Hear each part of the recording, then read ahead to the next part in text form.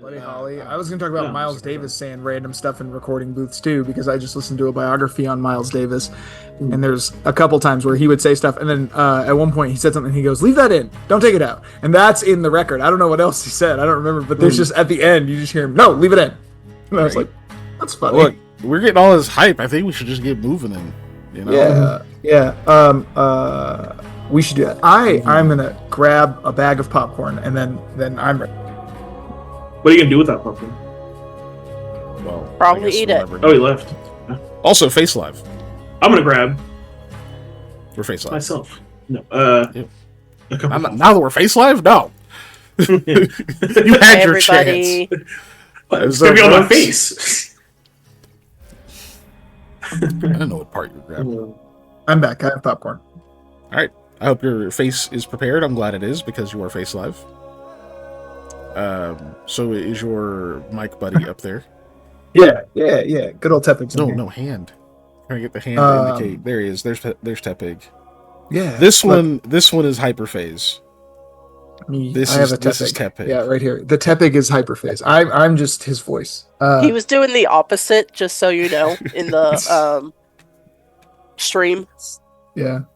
I speaking of that, so I posted the first Yes. 2-ish hours of the live play of me playing ZA, and I picked Tepig to no one's surprise. It's a pig night already.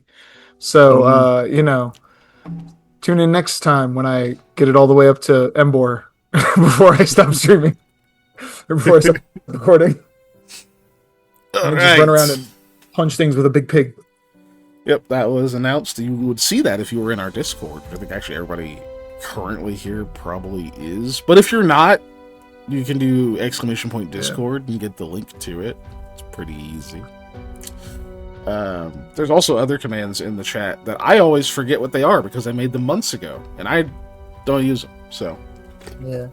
My dog was not happy with me while I was recording that. He really wanted me to pay attention to him, and I was not paying attention to him. He came over and bothered me so many times, and he knocked something over at least once. And I was like, Yes, "Brother, sounds you need about to right. chill out." Oh no! I knocked something over. right, Fluffy, imagine remembering commands. I can't even. Yeah, like sit or stay. Harley Yeah, will not do what you tell him until you've told him 3 times. So, Dude, you know. the frustrating thing about my dog is that Nimbus is really good, and he knows all the commands, and it's great until he just doesn't wanna. Until there's something else that's more interesting than you, and then he's like, "Whatever you just Straight said doesn't even matter. I'm gonna go do that." And you're like, Yeah, I'll "Oh get my to God, it. No, I dog." do immediately. Yeah, exactly. He's so good if there's nothing else happening, but the minute there's just external stimuli, he's like, "Yeah, I'm not listening to you." Well, yeah, and I know Harley knows what I'm telling him because if I'm holding a treat, all of a sudden, the first time that I say a command, he does it. Yeah, It's like all of a he's sudden, really, really good at it. Yeah. amazing. Amazing. God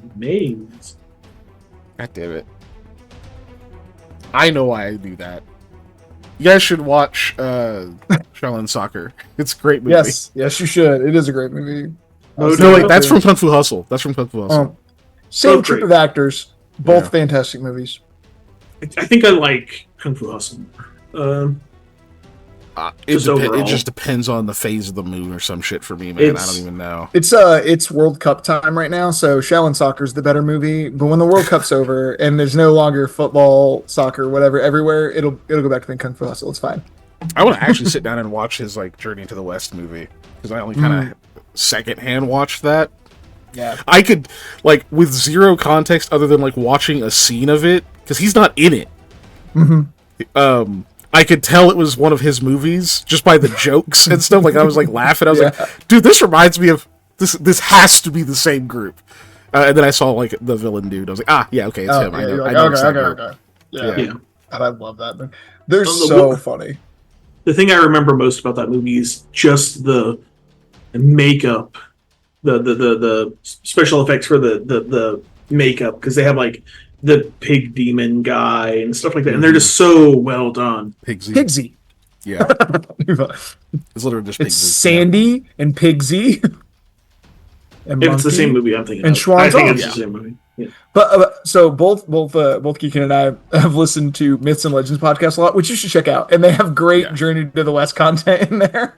Yeah. So it's really fantastic. There's such that's why we were both so quick on like Pigsy. Those are some. It is like ridiculously crazy, like how well the humor in those stories mostly just holds up. Yeah. Oh yeah. Like with just like small changes. But anyway. The Monkey King is very funny, just in general. Sun Wukong is a card. Dude's hilarious. Some of the situations he finds himself in, really funny. Oh, I forgot to do the thing. Okay, Lamia rolled a 16. I forgot to say welcome. There we go. Those you can no longer see Lamia's roll. Those have some of the. I rolled an 8. Those have some of the best like miscommunication, like sitcom style storylines in them, where it's like, oh, everybody's going to do this thing, but we're actually talking about two separate things, but we don't realize that. Like, there's some just really solid sitcom-esque humor in Journey to the West. And to drink water. I did. Oh, it's me. I get to do it. It's Dave. Okay. So we picked up last time. After the crab battle, while we're doing watch, like as we're resting, and picked up with my watch, and I kind of scanned the area and didn't really find anything alarming or magical. But then I had a conversation with Ozlutzi about the intellect devourers, but also about Lamia's shadow and how we can potentially find her shadow and what to do, like if we can trap it or Pokeball it. Also, questions about my own and like how the shadow splitting and rituals kind of work. We go over that stuff. It's pretty quick. And then we move into the next day, and we're going to take down the barricade that's on the, I guess, like the east side of the room. And while Sam and Lami are doing that, I'm investigating what's underneath the sheet in the top corner, and it's like broken statues or stone people. I have kind of assembled it to figure it out. There's also a smaller Intellect Devourer statue that's like this big instead of being like real big, and kind of piece together some more information about the Intellect Devourers with Ozlutzi's help, about how they can like shrink down and they go in through your nose, and a lot of just not fun stuff about them. Then we finally check out the pile of gold and realize that it's all modern currency, which is super weird because this is supposed to be like locked off and not a place that you would be able to find newly minted coins. But then we use stone salve on the Gorgon lady that is in the middle of the room, and we have her tied up first, so she can't like just turn us to stone. She's like tied up and has a sheet over her head. But then we kind of come to a compromise and we talk. We find out that Bavanko has been helping her people try to like construct a deity.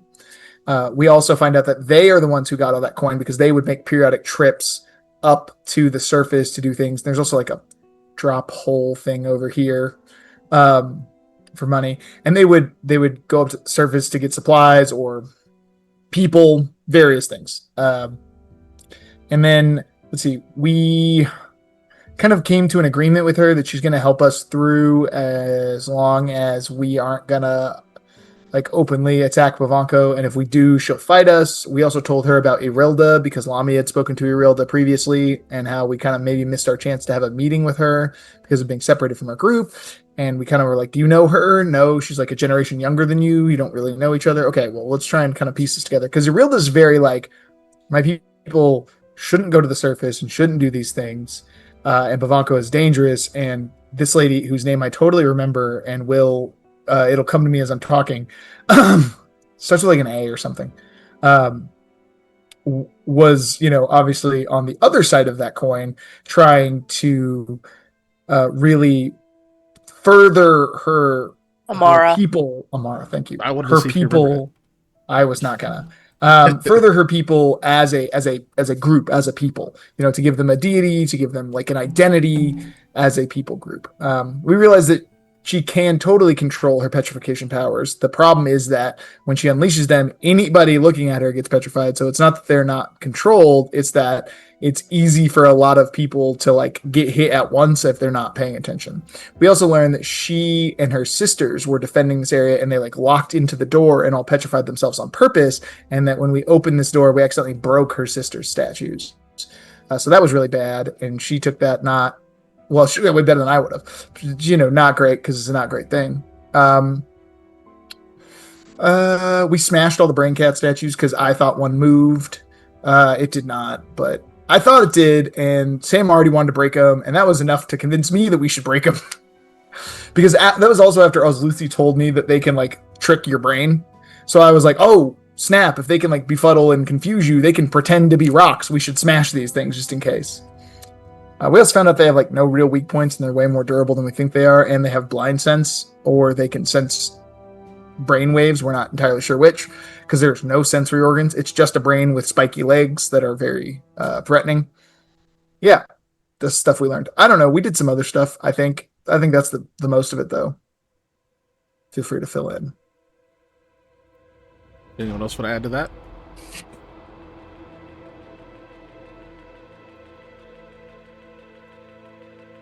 I'll take that as a no. I did good. Yeah. I don't know. I watched the replay. That's why you guys too can watch the replay on our YouTube, like I did today while I was mowing. I didn't watch. I guess I listened. I was driving a riding lawnmower. You can't really watch YouTube and do that. Yeah, That's how you run over stuff. You can, but you should. You definitely should not. I listened to it, but yeah. She did ask you if you were being oppressed. Oh yeah, I forgot about the rebel. That was so funny. I was like, they asked us to rob a bank once, or if we wanted to rob a bank, and we were like, which bank? Yeah. Thankfully, Nell pulls up. Thankfully for the campaign, they did not have a bank in mind yet. That was where that line of questioning ended. Yeah, if not, we might be sitting in a jail cell, maybe. Yeah. We live in a very different day.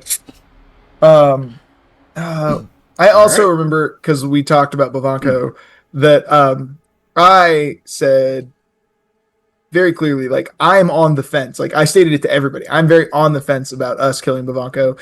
We need to talk to him first, because we were just kind of had this foisted upon us by Mashani. This is not something that we necessarily went out and chose to do. So we want to really analyze whether it is the right thing to do. Even though we are kind of beholden to do it, that doesn't mean that we're willing to cross those moral lines just because somebody, is holding us for ransom, essentially. Also true. Cool. You do have the temporary hero point. The coin is on the screen. Yeah. Hero point. Let's see. So the other thing you know about Amara is that she was petrified for some amount more than 60 years, because it was before That's the true. Shabbakeha.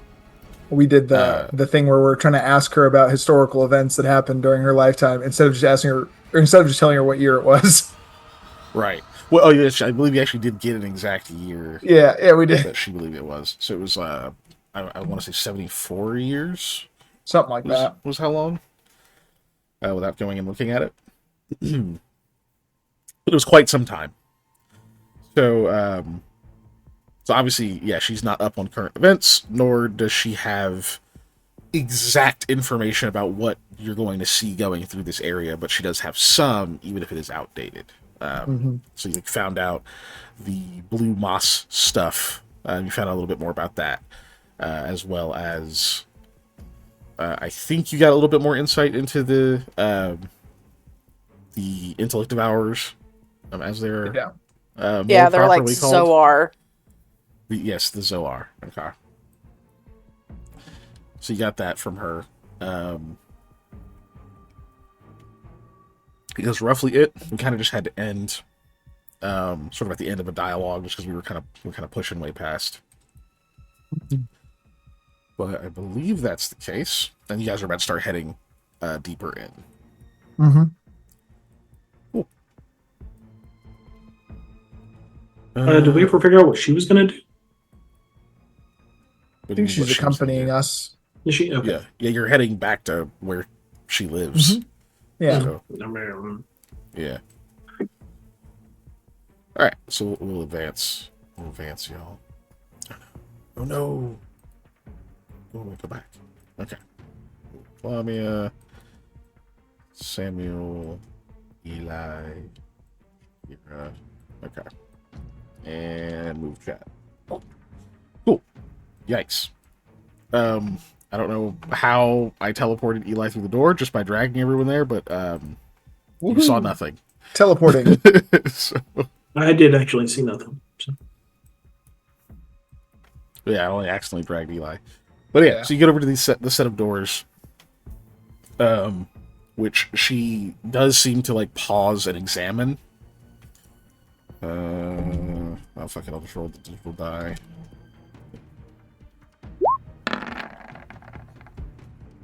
Okay, so really good roll.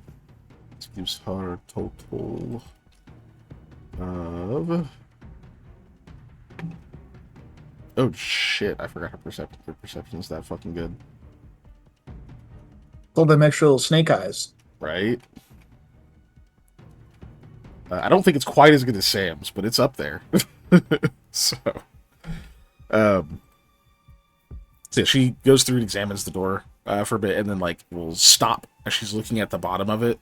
Just kind of nods to herself and says, "A moment," and she'll pull out a set of what you guys recognize as thieves' tools. Granted, it's not necessarily the same exact design that you'd be accustomed to and that kind of thing, but you recognize like what each of these is for. Some kind of probe, some kind of I had an exact word for it and I forgot what it was. Whatever, but she's got like stuff. And you see her kind of working at the underside of this door, which seems mostly flush. She kind of like keeps pressing and like sort of scraping and like pushing this like little needle fine point down, and then finally pulls. And Sam, I imagine you're also kind of up there side by side in the lead since you have been this whole time. With your very sharp eyes, you can see that what she like kind of slides out is there's some kind of very thin thread. And she pulls it just enough with that little like needle point, and then grabs it with like a little pair of grips, and seems to pull it just to the point where it's like at like the peak of its tension. And then we'll ask you to open the door, and you do. It's fine. And then she like puts it back where it is. Didn't want to actually disarm it, just bypass it. Get both doors open at that point.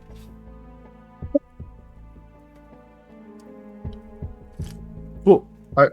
So in here, let's move you guys in.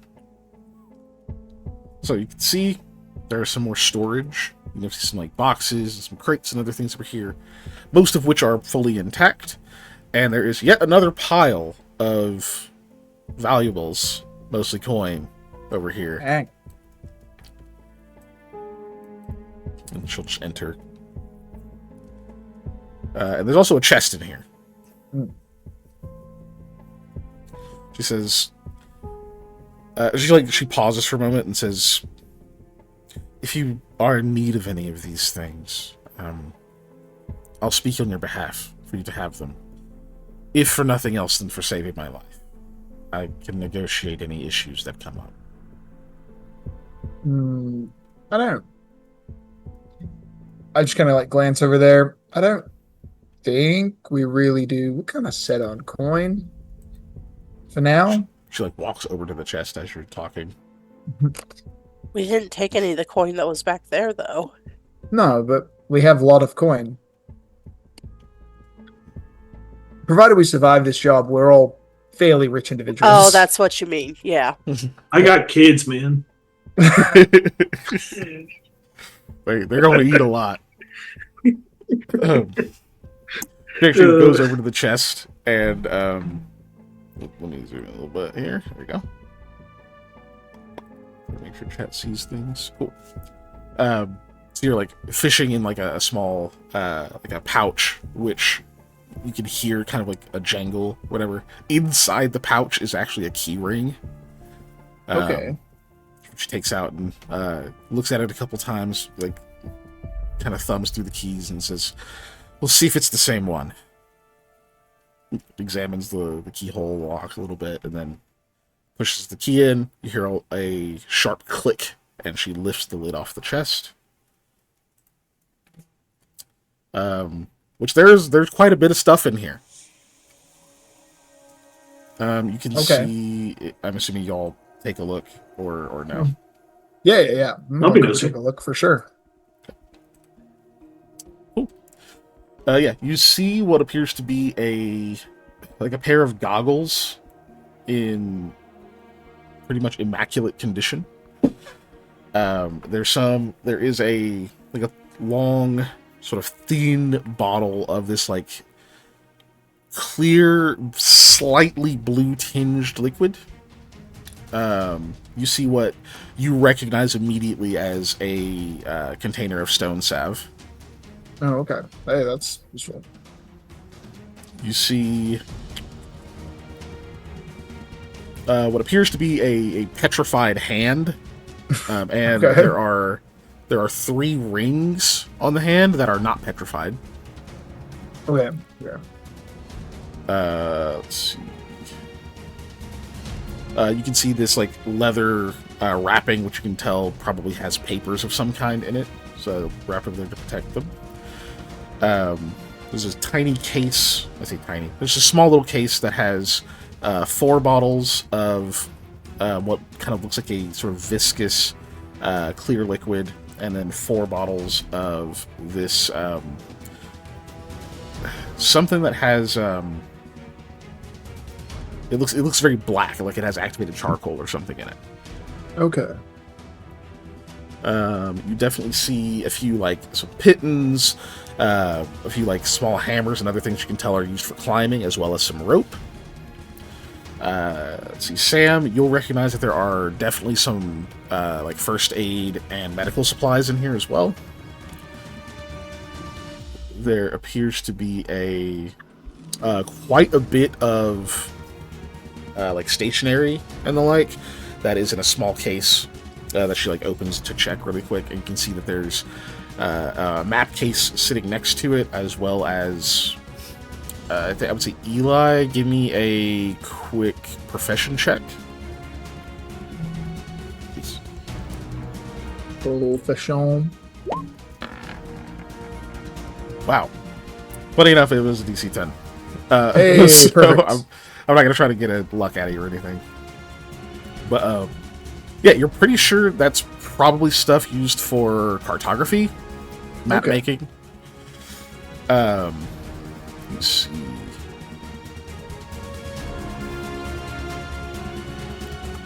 Oh, there are 3 more jars of this kind of cloudy, almost milky looking fluid. They're very tiny, and the stopper on them is actually kind of thin, which just looks a little bit different than some of the others. It's a very flat, thin little stopper. And then Sam, yeah, you can give me a knowledge nature, because you also see what looks like a grouping of other herbal supplies, some kind of stuff like that. But we'll see if you recognize any of it. It's taking None of a you are trained year in for my alchemy, right? character sheet to open. Okay, there No it is. fun. None of you are trained in alchemy, right? Nope. Not me, anyways. No, that would be craft alchemy, right? Or- Yes. yeah. Correct. Or you could have a knowledge alchemy if you wanted, but that's not one of the normal ones. nature. Okay. Yes, sir.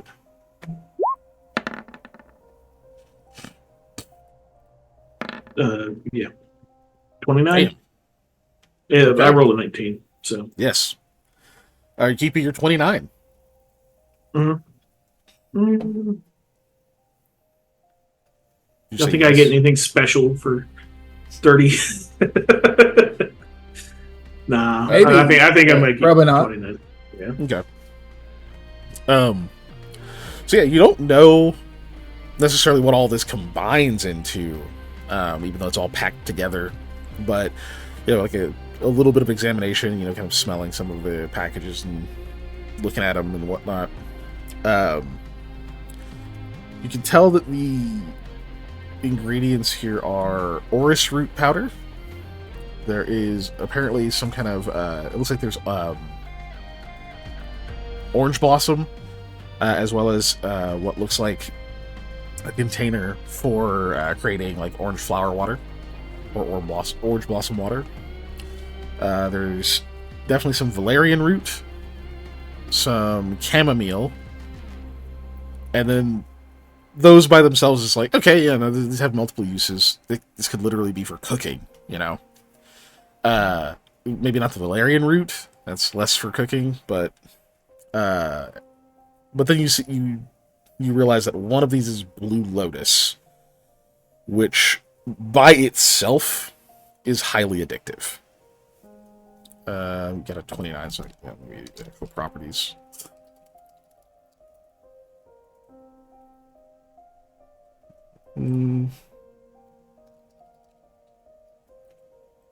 How is this font? Oh, weird. Well, where did it go?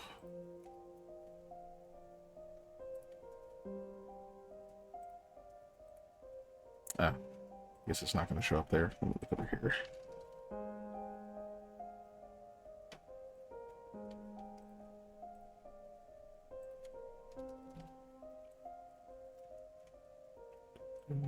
There's different colors. Where is it?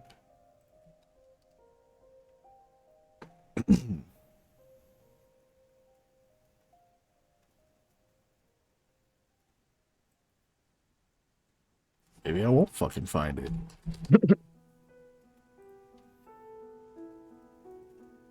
Anyway, what you know about Blue Lotus is you would consider it more poisonous than than you would consider it a drug. But what it will tend to do is it'll make you sick, first of all. But while you are sick, it makes you significantly more susceptible to things like suggestion. Not that like you just instantly believe everything, but it does make you a lot easier to convince of things. Just kind of addles you in the right way, where the way your brain stores memories becomes a bit more vulnerable to manipulation. And then the last thing is datura root, which is the whole thing also. I don't know if there's Pathfinder stuff for it. Is there?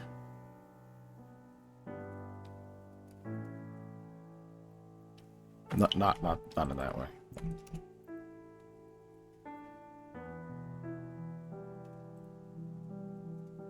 But yeah, if you don't know what datura is, it is a highly hallucinogenic flower.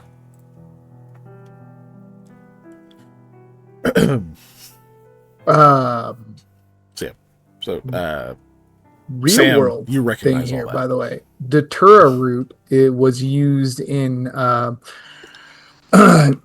indigenous peoples' rituals in the South American and the Caribbean areas, and can produce, like you said, a highly suggestible state where people would basically sleepwalk through things and do stuff that they had been asked to do, and could put them in near death-like states for days.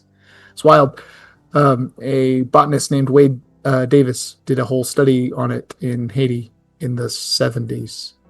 It does also work as a very potent sedative and anesthetic, but mostly notorious for its highly hallucinogenic effects. It's also called moonflower, devil's weed, and hell's bells. Hell's bells. Devil's weed's the one I was always used to hearing. Yeah. Datura root's why we have zombies. That's the other reason I know a lot about it. It's like culturally what spawned the zombie mythos. Yes. Voodoo. So. But so you recognize all those plants as you're kind of like sifting through it. And I don't know if you'd say anything about it, or you just okay, that's what that stuff is.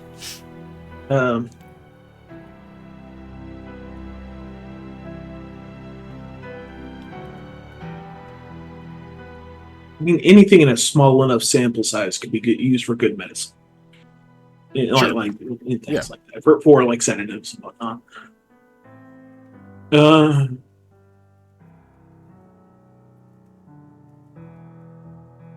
I think I will mention this is stuff she's going through, correct? Yes. Yeah, she's like looking through the chest, and obviously she's not preventing you guys from looking as well.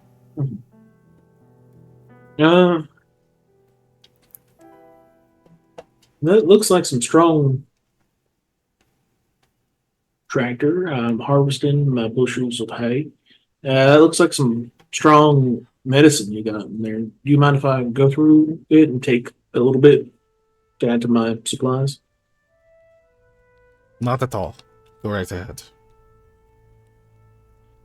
I'm gonna sort through some of the aforementioned herbs, and I'm just gonna. I'm not gonna take all of it. I'm gonna take enough to like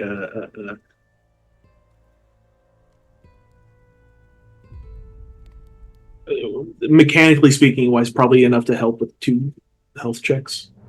If I'm trying to like do something specific, or like how are you? I mean, there's actually a healer's kit in there. Oh, okay. Yeah, that's the medical supplies. It has 8 uses. Okay. Nice. Okay. So I don't know if you want to take some of that and refresh your own kit, or yeah. leave it.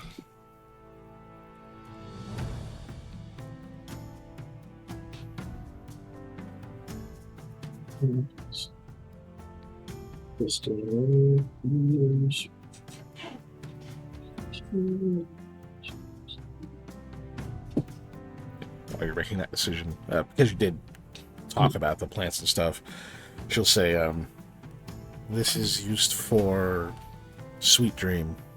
Just great doses of it. Produces very restful sleep and vivid dreams, but also removes a bit of one's memory from before ingesting it. Often turned into a powder. Used inside of a blowgun or something like that. You can administer it very quickly. It allows you to make an escape if you're discovered, and remove the memory of your encounter entirely. Not where I thought it was going. It has other uses. If you're curious, yes, this is the base that is synthesized to create the much stronger version that we sometimes have to use.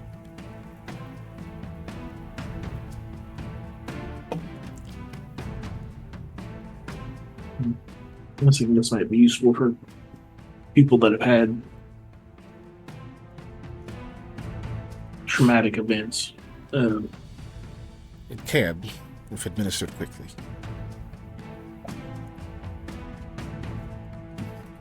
What's quite nice about it is non-habit forming.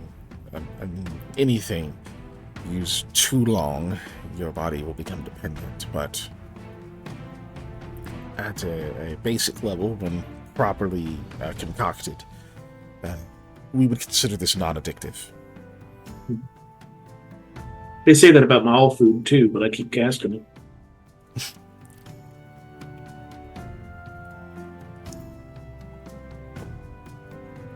Like once you eat rocks, you can't. What else is there to life?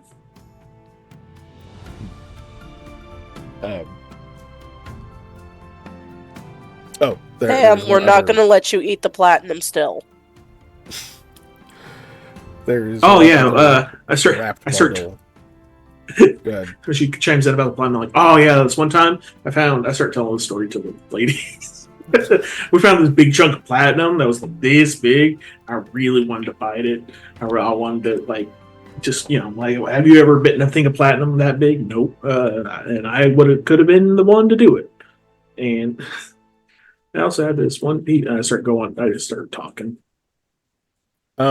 She puts on a polite smile for like a little bit of the story. And And then otherwise just seems to be politely listening. Doesn't really chime in. And then I There's one other remembered I wrapped could. bundle in there that you can see that when she checks it, you see there's like incense and what looks like tools for disguise. There's like makeups and other different kinds of things, stuff that can be used for like hair extensions and that kind of stuff. Effectively, there's a full disguise kit in here. Oh, cool.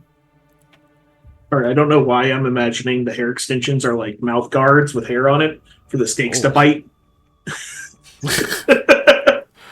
That would be creepy as fuck.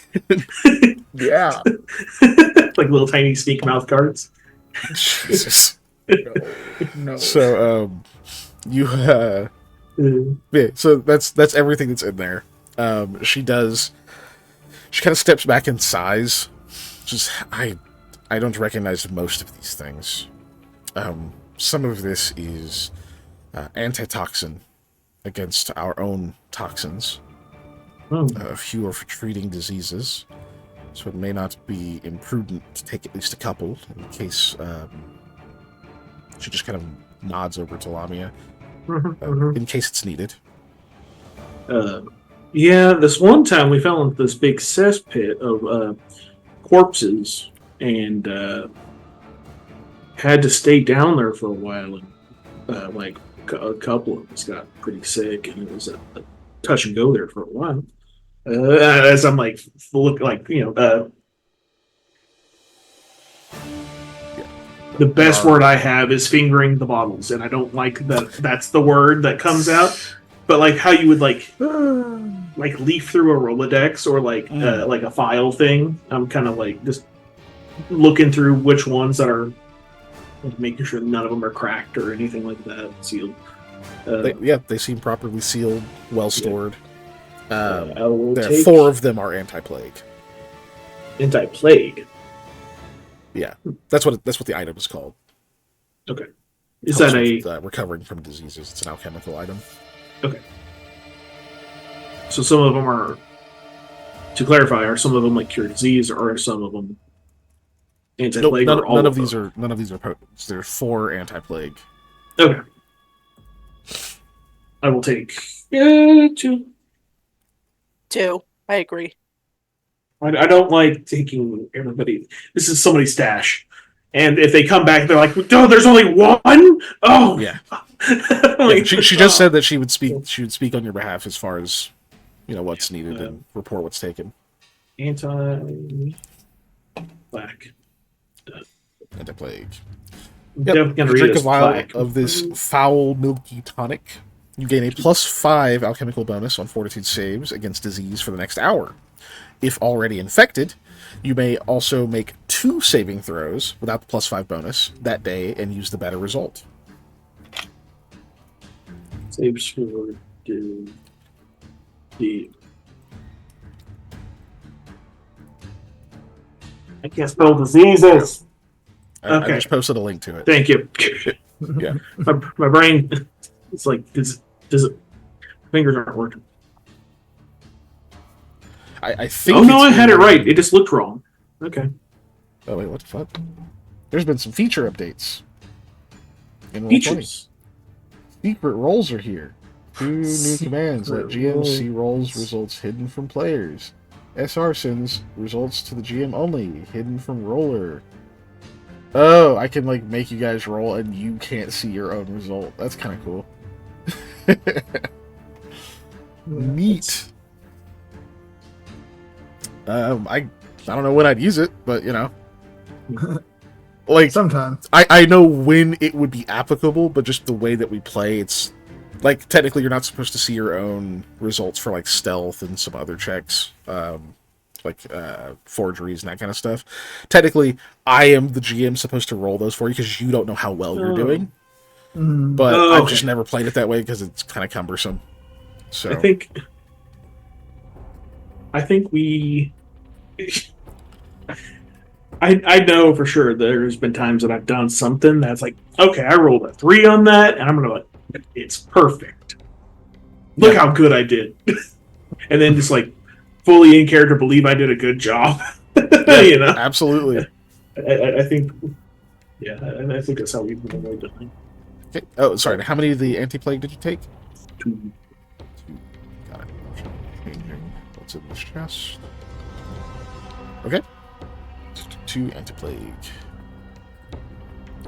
But yeah, she said, like, as for the rest of it, there's, like, all the, like, parchment and stuff that's wrapped up in the leather is probably for these more,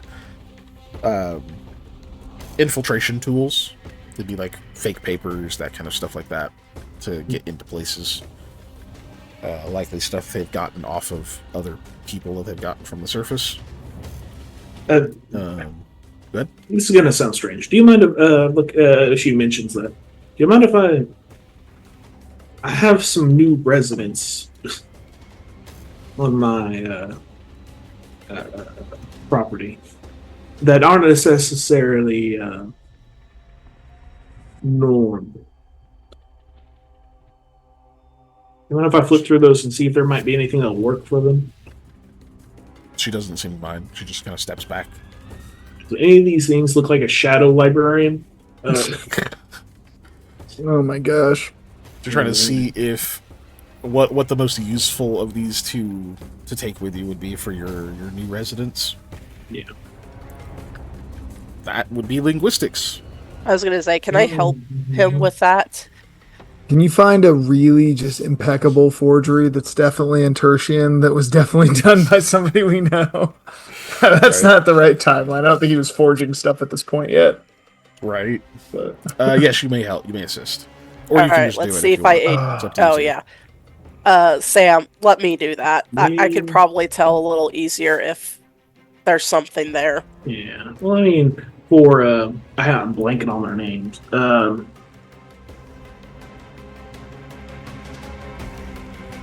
Holy shit! Who all do I have living on the farm now? You have I know I've Dave, offered You have Yeah. Dave Isla. Ishla? Is it Isla? Yeah. Ishla, yeah. you the invited librarian from this shadow place. librarian. You just said, yeah. Yeah. And then there's a possibility that you'll have 3 harpies Yep. out there at some 3? point. 3. I thought I only had 2. 3. And 5 chickens. Yeah. It's 3. Or 6 chickens. In your vision, you only saw 2 of them bicker, but there were 3. Oh, okay, that's one. I don't remember how many kids I have. I'm bad. There were 4 total eggs. 1 got pitched, and then 3 of them you could actually take with you. So see if you aid me, sir. Yeah. Are you even trained in linguistics, Sam? No. Oh, still is. Hey. All right, linguistics with +2. Alright. Is that with the +2? Yeah. It's 22 total. Keeping that. Since this is important to Sam, do you mind if I roll luck, guys? Go for it. 24. Cool. So, yeah, with the 24 leafing through this, yeah,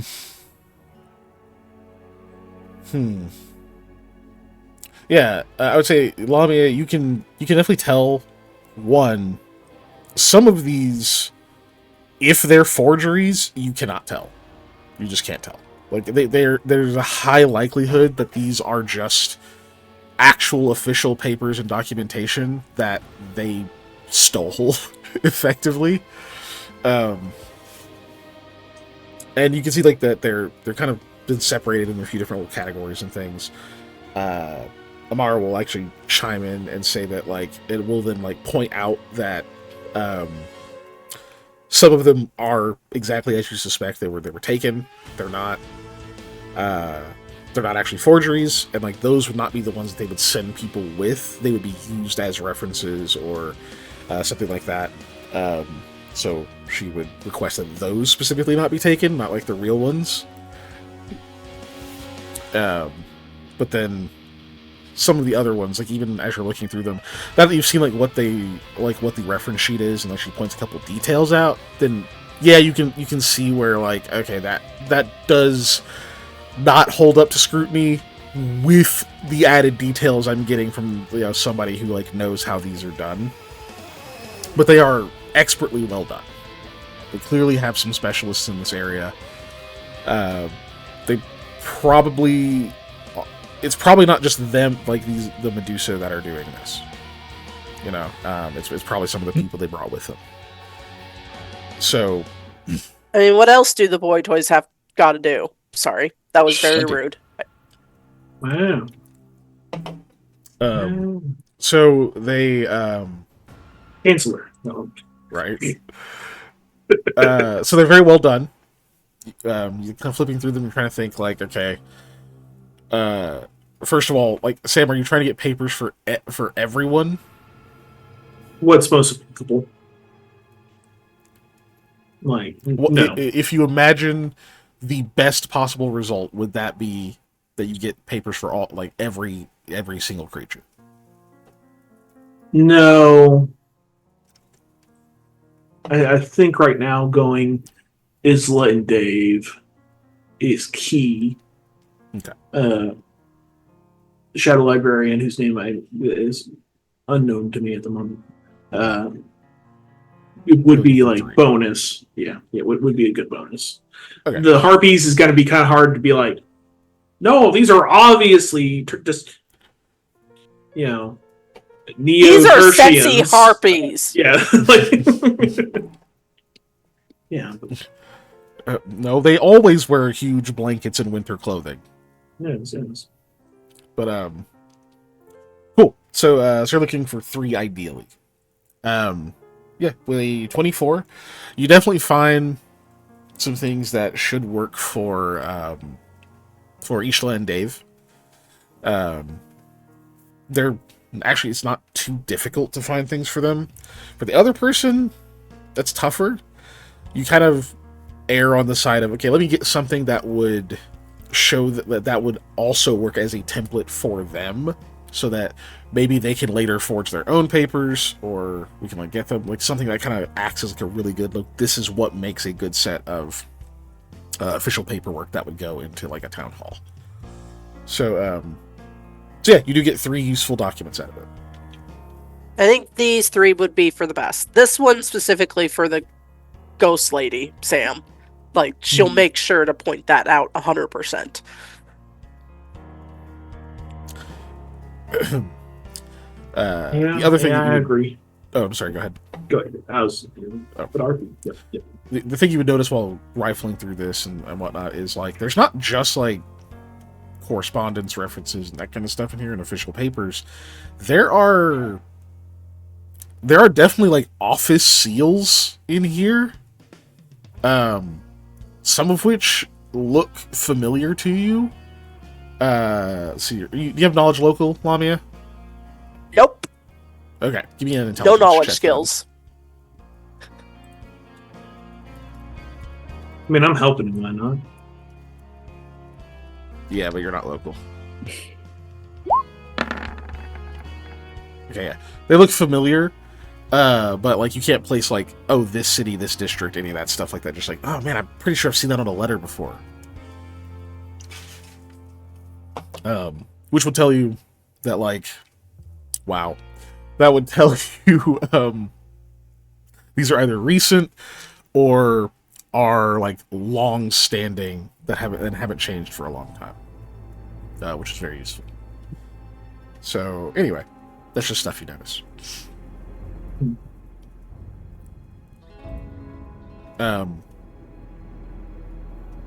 Yeah. Well, okay. I think we've got what we wanted from this. Except you, maybe. She looks at Amara. You can see that she's just kind of staring at the stone salve that's in there. It says, I don't mean any of it. You're the ones adventuring. I'm headed home.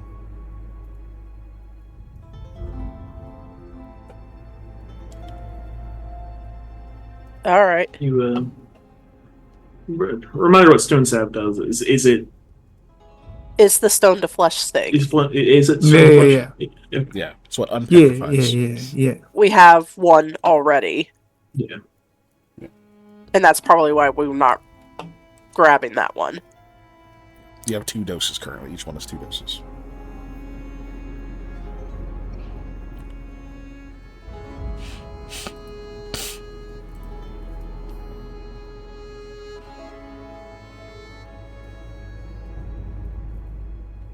Amara, you seem to be more familiar with checking the door for, I guess, potential traps. Did you want to check this one? If you're finished.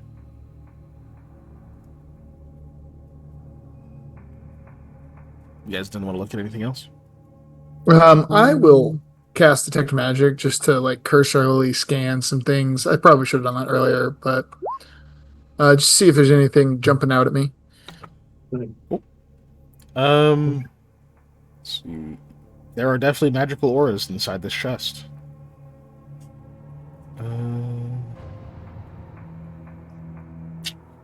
Second round, number of different magical auras. Let me see. Why does it make me open this stupid thing? I'll get the wake out of here. Annoying. Okay, just one. That is 1, 2, 3, 4, 5.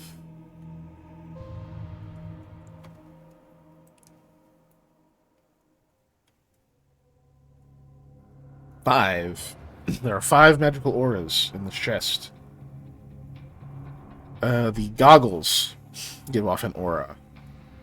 The long, skinny bottle gives off an aura. The stone salve gives off an aura.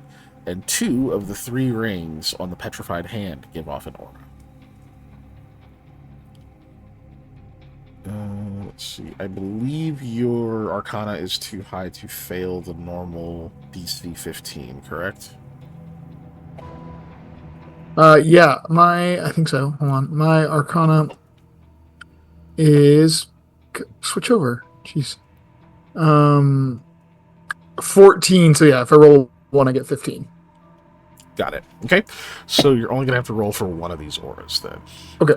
And that is the aura on one of the rings. 24. Alright. Excuse me. Sheesh. Okay. So, from the goggles, you are going to get Faint Divination. Okay.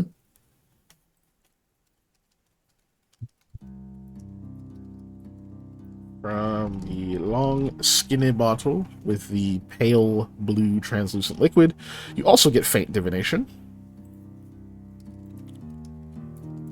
I believe you've already seen the aura on Stone Salve, which you know is Strong Abjuration. Oh, actually, there is an additional aura. Oh, You okay. get Strong Abjuration and Transmutation off the Stone Salve. I forgot that it has 2. I didn't even bother to look at it. Yeah, both strong on that. That is very powerful. And then, let's see. One of the rings on the Petrified Hand gives off Faint Conjuration and Transmutation. So there's 7 auras. I'm really good at this. And the other one is... Watch, this one also have 2 fucking auras.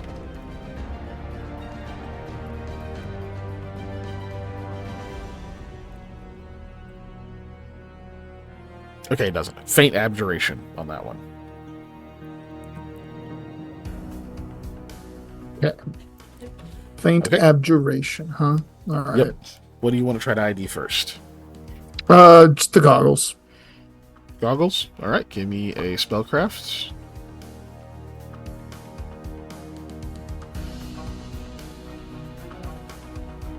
Oh, jeez. I'm gonna crush that. Oh, Jesus Christ. Okay. Yeah. So, yeah, this you recognize as, hold on. What knowledges do you have? I have Planes. Arcana, Planes, Religion, Dungeoneering, and Local. Local might work. I actually think this is another profession. Okay.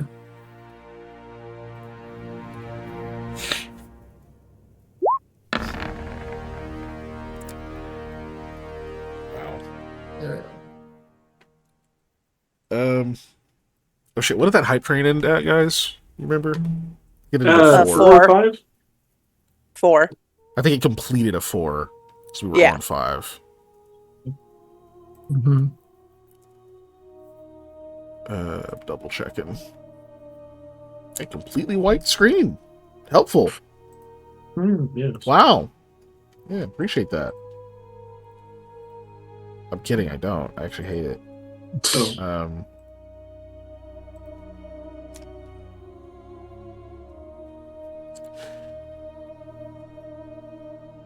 Okay, there we go.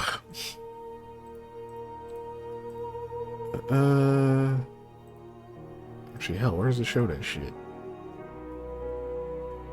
Yeah, pretty sure it was yeah, there it is, there it is, there it is. Complete at 30% of level 5, so we completed a level 4 total. For now, because I don't have the wheel created, which I will definitely do. Maybe I'll do that tomorrow. Because I don't have it done, we'll steal the Lost Initiative thing, so you guys have 2 +4s you can add to a D20 roll this session. Nice. Yeah. We'll steal that this time. We'll make a wheel for it later.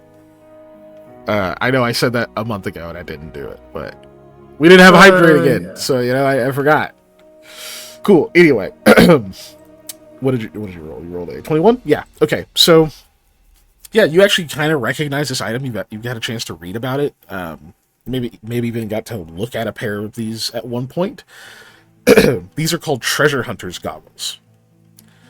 While wearing these goggles, the wearer can detect secret doors at will. The goggles do not aid in determining how secret doors are opened. And then once per day on command, the wearer gains the ability to locate object as per the spell, but only to detect 100 or more coins in a small area, such as a backpack, chest, pouch, or sack. 3 times daily, the wearer may cast Identify.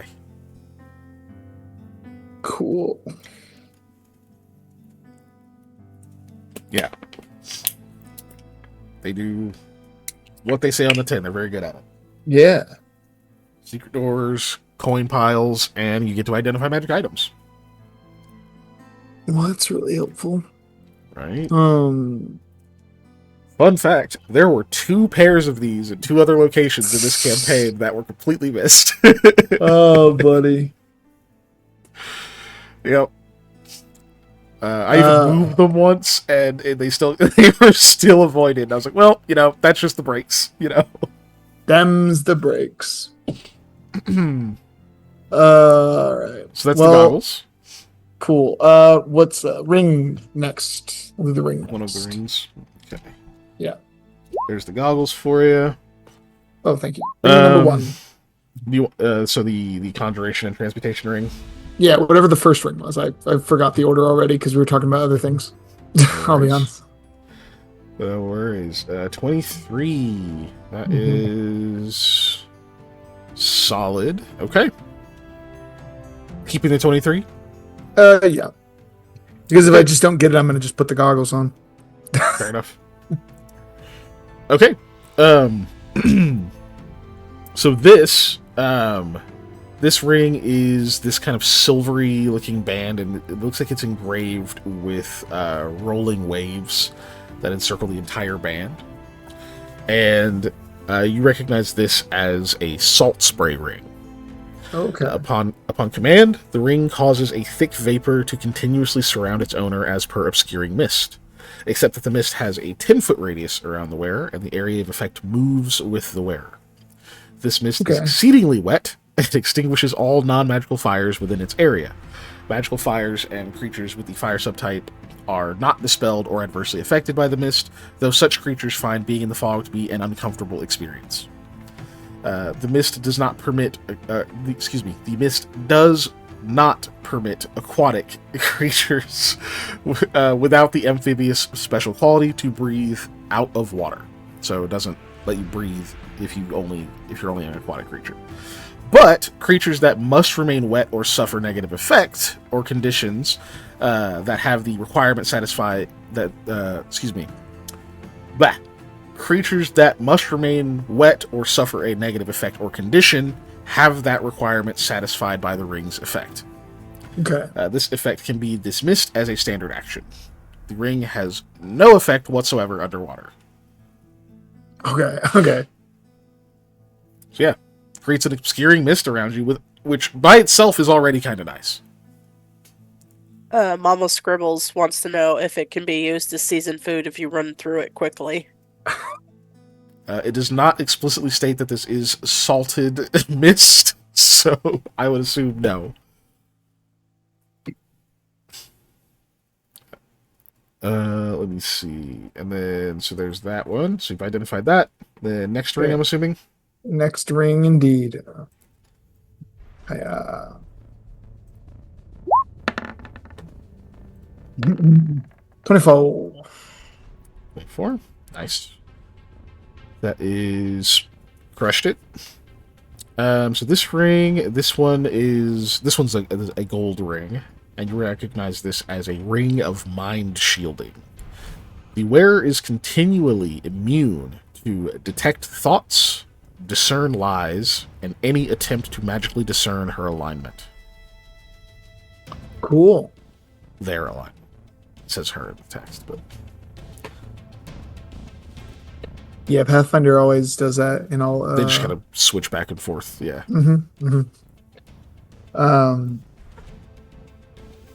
Okay. Cool. Or I guess I should say Paizo does that. Since Paizo wrote the books, but whatever. I can only imagine somebody long after these were published that works there was just like, guys, they? Yeah, why don't we just they shit. and there? Yeah.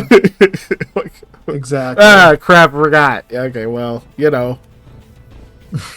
Next time. That does get linguistically kind of tangled in some ways of explaining things. So I can still see why they just flip-flop between like the two regular operatives. I know that is one of the challenges of technical writing, especially from a rules perspective. And like I've seen over the years Magic the Gathering try and evolve their wording on cards for like your terminology as the player, and just to make it as succinct and as clear as possible, because they've been through many iterations of that. Yeah.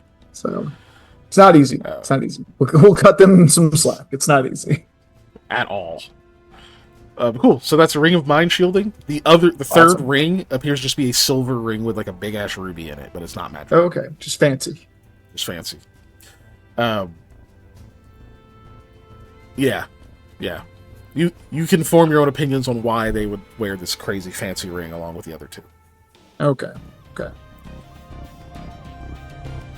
Well, I would think they would want to make sure that their brain isn't detected by the brain eaters. Well, I mean, he was talking about the regular ring. Yeah. Oh, sorry. The non-magical ring. Okay. Yeah.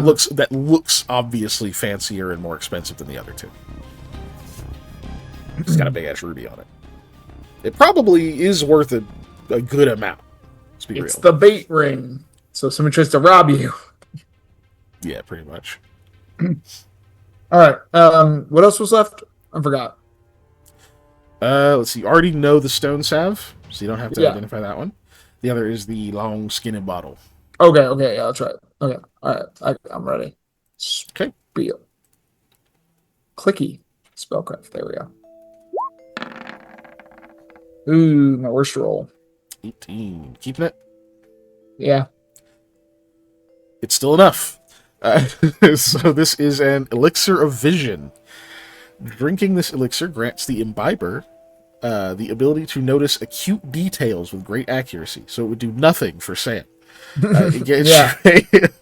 It grants you a plus 10... I'm kidding, it would still work. It grants you a plus 10 competence bonus on perception checks for 1 hour. Oh my god. Sam's rolls would be insane if he was taking that. Yes. Yeah, he would be seeing through the fucking Matrix.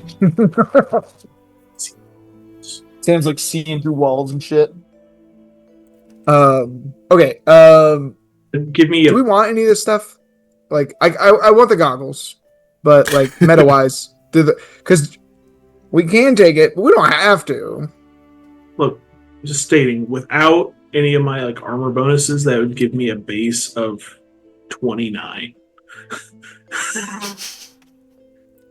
Jesus. +2 if we're in the forest.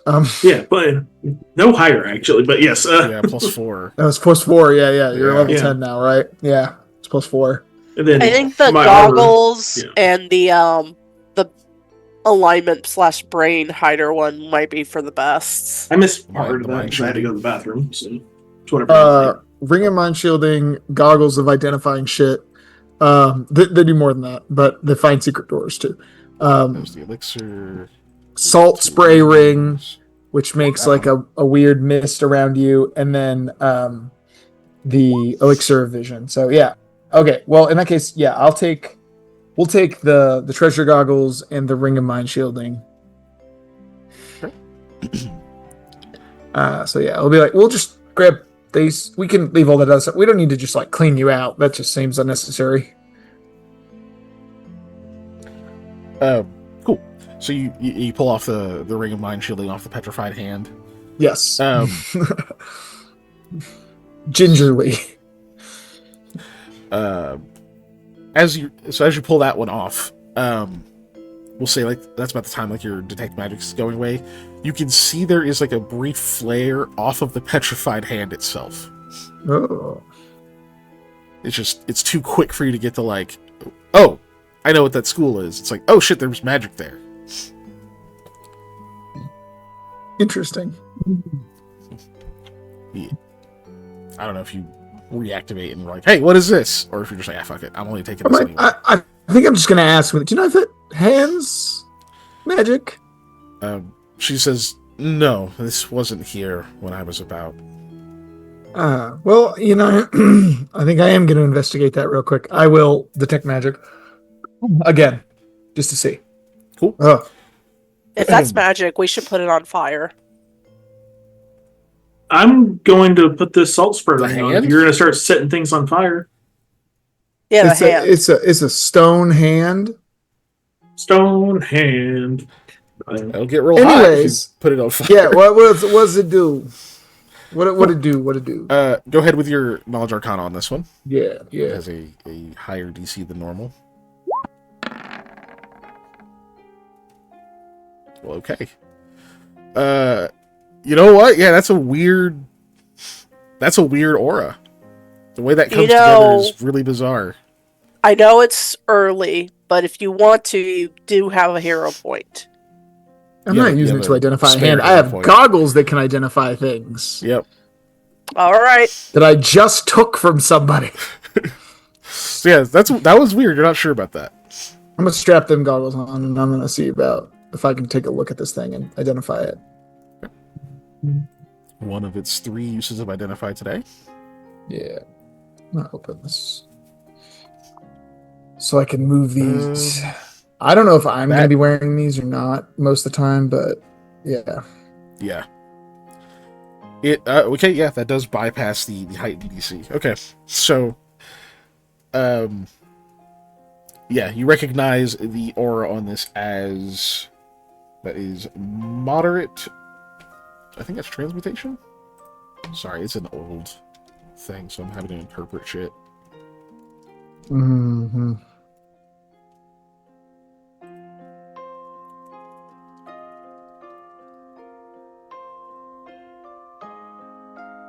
Oh, that's what it's called. Okay.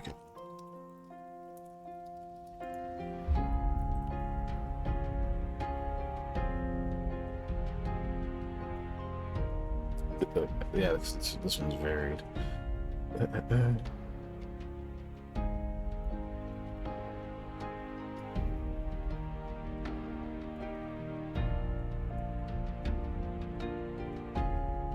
Well, it doesn't explain why the aura is varied.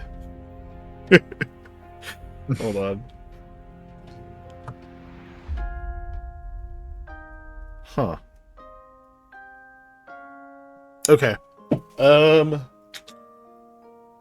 I think I know how to interpret that. So it is giving off. It is giving off conjuration and transmutation. Okay.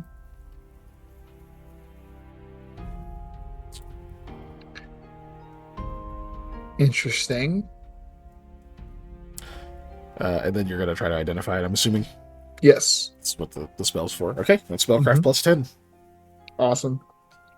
Awesome. Spellcraft plus 10. Let's go. 40. Okay. So yeah, you've taken a ring off of it. You've seen that there's an aura on it. You kind of pick. I imagine even at this point you like picked it up. You can see that there is actually a leather cord tied around like the base of this, and it seems like kind of where the wrist ends, it has been carved in such a way that like it can like kind of hold a necklace cord, which is what looks like it would be like it was fashioned for. Now, granted, this would be a very heavy necklace. Though the hand is not it's not the size of your hand, it does actually seem a bit shriveled. Like it's a little bit skinnier, almost like it was desiccated. But it is completely turned to stone. And seeing like the leather cord and the aura and everything, you're like, oh, this is a hand of glory. Normally they're not petrified. Normally you have to like effectively mummify these things. There's like a whole process that goes into it. But it seems like maybe they came about it in a different way. What a Hand of Glory does is if you place a magic ring on one of the fingers on the hand, you benefit from the ring as if you're wearing it yourself. It does not count against your normal 2-ring limit. Normally, you can only wear 2 magical rings at a time and gain their effects. Any additional ones you add do not activate. It's just like the way that magic interacts with the body. And you have to wear them on opposite hands. Yeah. Unless you only have one arm, in which case I would probably just rule that, yeah, whatever, put it on my hand. But, so... In which case you can just Drummer of Def Leppard it and crash out and be the best. The hand can only wear 1 ring at a time. In this case, obviously, the others added to it were kind of a fake out. Right. But even without a ring on it, the hand allows its wearer to use daylight and see invisibility each once per day. That's cool. Okay, this actually might be worth taking. Normally they weigh 2 pounds. This one weighs 6. Because it's stone? Okay. Yes. Yeah. It is very dense, heavy stone. Oh, I'm sorry, 6. It's not 6, 4. It was 4. Okay. I need to multiply it by 3. I need to multiply it by 2. Okay, so... Do we want to take this hand? It's pretty interesting.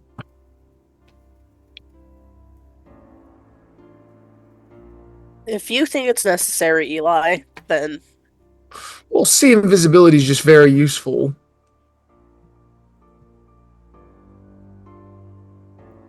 I mean, it's not a foot, but I think that would be more of a fashion choice to have. You know this is stone, and I can just throw it at you, right? I will catch it. Thanks, Drax. Also, I will do that. Eli, you have to threaten to pinch him. With the stone hand, it's not ambulatory. It can't do that. Maybe it'll just turn into a pinch hand just for the magic. Mark, can I have this ring? I know talking about the salt spray ring. Yeah, or are you talking about the salt spray, because that's one that they didn't talk about. I've been almost set on fire a couple times. I know this is good for y'all to conceal yourselves. But that's true. It's just like she says again. Whatever you take, I'm willing to speak to.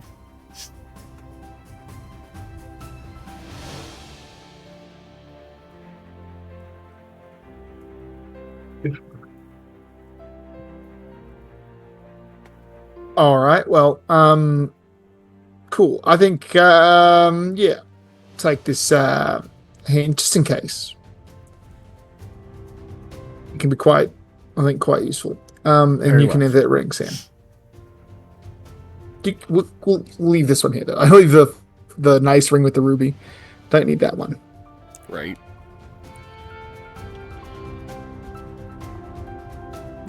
Cool. So, like, if somebody wants this ring, I can. I'm one of y'all's people. Speak to him. I'm not gonna like fight to keep it. I mean, I'm just saying it might be useful in the future for me. That would be wise. For at least while I'm down here. There's no telling how much my word is worth now. I mean, do y'all not respect your elders? We did, but You're it's not definitely lost an elder on me now.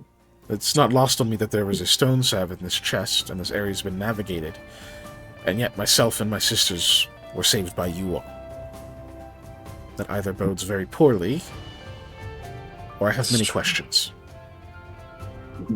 Yeah. Oh, that's a great point. Should we take that too? Just in case? Sorry. The stone salve. I mean, we're looting as much as we have.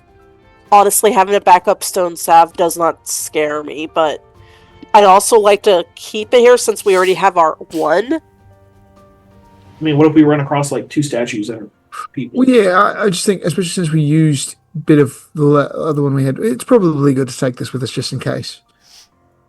Right? Okay, I'm not going to argue with that.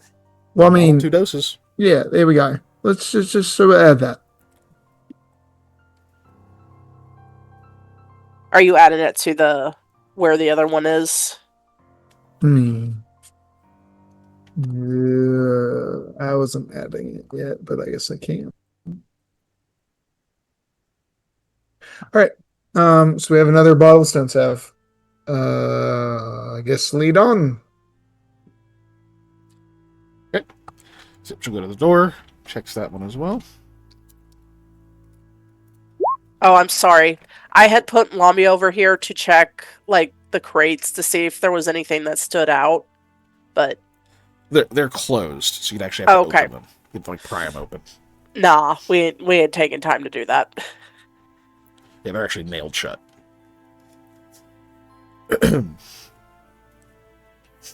She would tell you it's likely some kind of preserved goods. And it's probably why they're not open. Maybe they've used like the last of whatever one was open already. Checks it. Sees nothing on that one. And we'll open the doors. See, that leads into a hallway. I'm just going to kind of move you guys through here, since you have a guide. Mm-hmm. We'll move chat. Oh. Over here now. You see, another hallway. You go down this. And while you guys are traveling, it's very, very quiet going through here, other than your own footsteps and the like. You don't hear any of that like tapping or scuttling or anything like you heard before. Amar even remarks that since you encountered the Rukreb, as she calls them,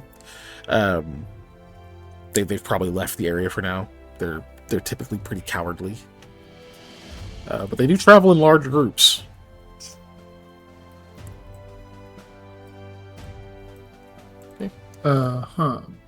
That's right, not so. I mean, we just want to avoid running into a large group of them again, of course.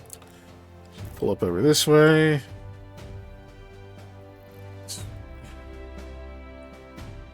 Wait, is it Eli? Are you still wearing the goggles? Yeah, I have them on right now still.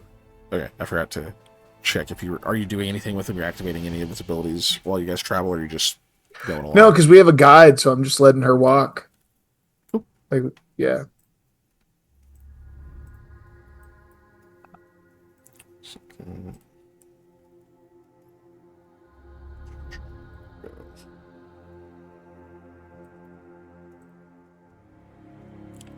She pauses, and then we'll switch places with you, Lamia.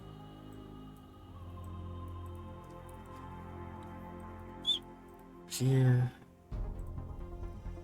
Because there's a door over here to your left. You guys should be able to see that.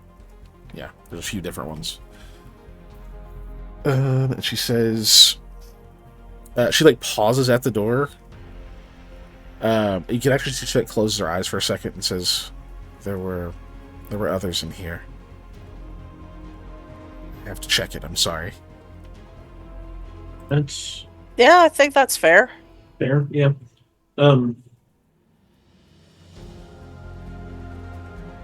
I'll go with you just in case there's,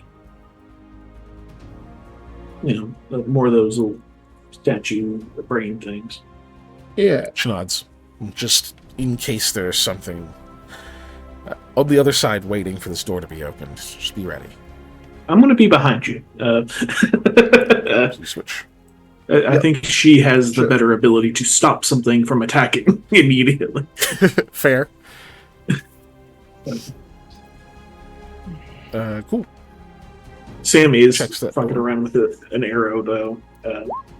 Now that he has a ring on each hand, he's doing this, and it's going clack, clack, clack, clack, clack, clack, clack, which is something my father used to do, because he would have his wedding ring and a ring given him by Ford, and he would do this Clack 'em. with a pin in his hand, and it would go clack, clack, clack, clack, clack, clack, clack, clack, clack, clack.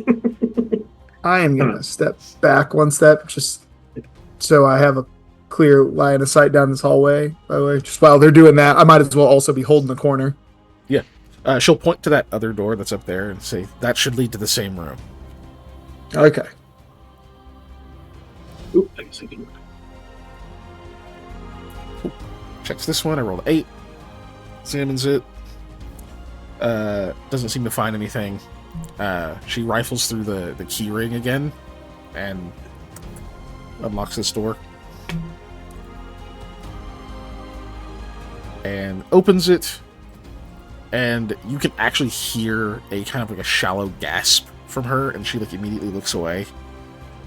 And then you can see like that in that moment, she like forces herself to look back in and step into the room. I assume Sam, you're behind her. And you can see that yes, there are more statues of the intellect devourers, but also what appear to be broken statues of Medusas in here.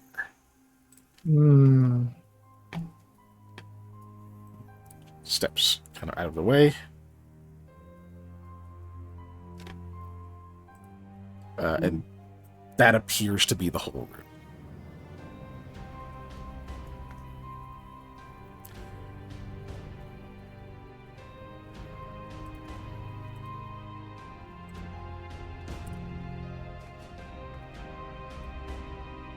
I don't know if anyone else goes in. She doesn't say anything. You just kind of hear the gasps, hear like wince, and then look back in and then walk into the room and Sam. Okay, yeah, Lamia will go in. I'm gonna keep just holding this hallway. The hell?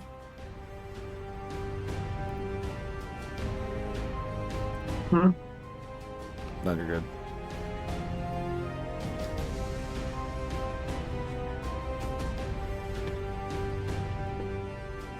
Just looks like Lamia moved directly through the wall. What, dude?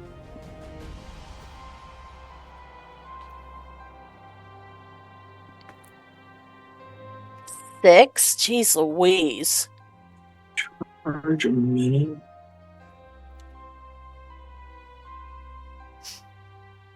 Sorry, I was looking at the Cascatul again. Yeah, she Because I wanted to see how puts her back to the wall, and is just kind of staring at the room at the moment.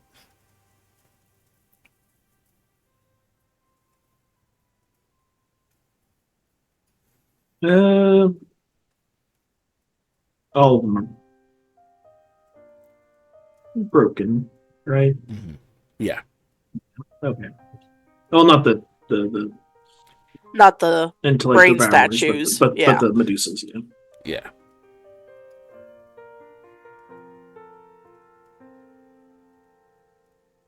Do you mind if I look at one of them closely? I ask her. It takes like several seconds before you can tell like she realizes that you're talking to her.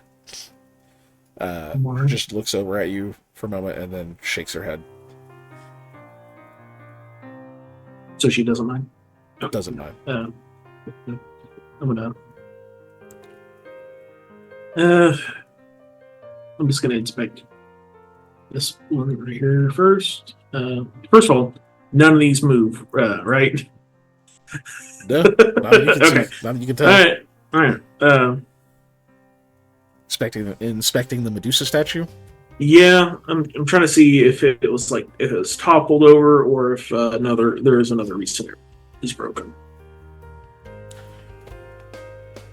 It looks like it appears like they might have been in motion before they were broken, like before they were petrified at least. Okay. So they don't actually have bases. That's just the model of the stupid thing that I had for it. But so it's likely that they were petrified like mid motion and then fell and probably broke. It's possible there was another reason, but you're not like forensics experts. Thing of like objects in motion tend to go in the ocean or whatever the second thing is.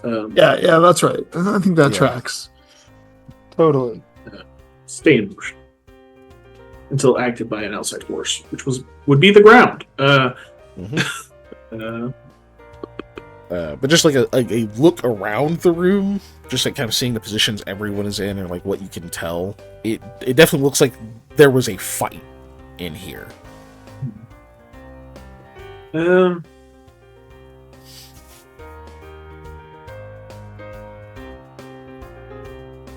it, I'm a doctor, not a sculptor. But I'm not a doctor either. But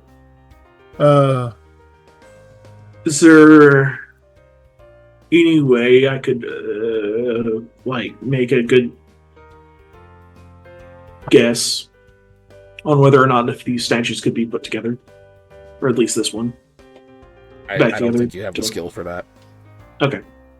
Not like I'm going to try and do it, but yeah, like I mean, you imagine you could, like they could be put together, but whether or not like every piece is available, or if there's like small chips and things that are like crucially missing, it would just be too hard to say.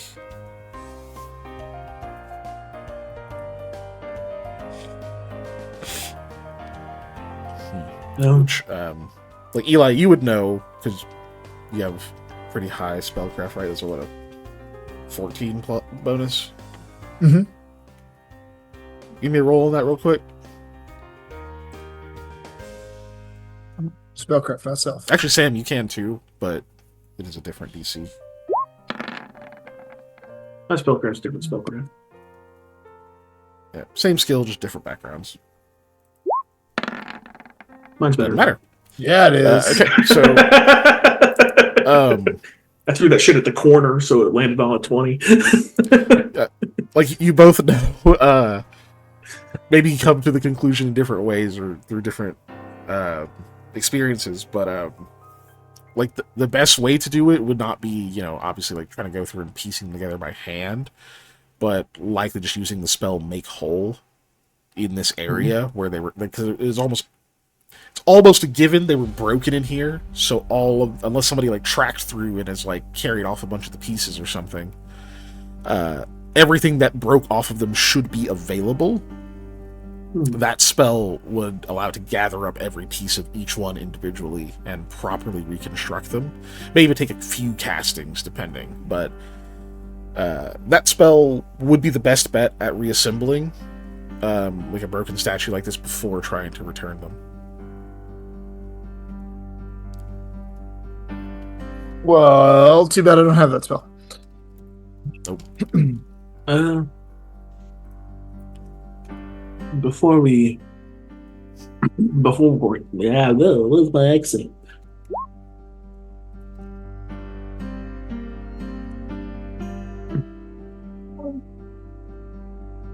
Let's try not to tread too much in this room.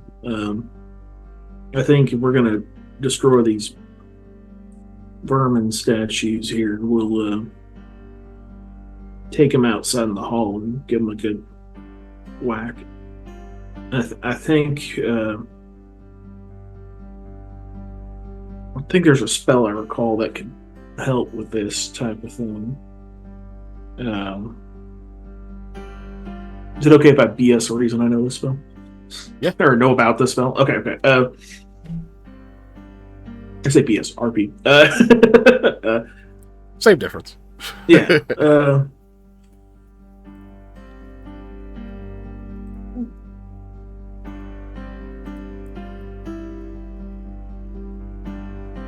When another lady that was petrified, Katega, our friend,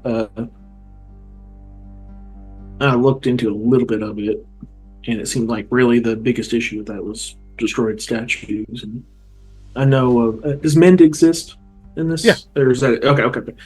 Mending's the lower version of Make Whole. Make Whole is Yeah, like the big upgrade from it. I knew of.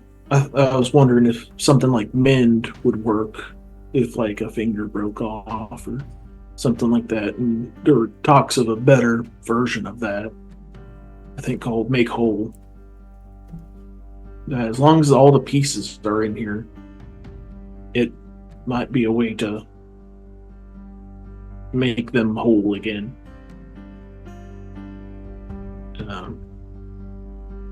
I don't have.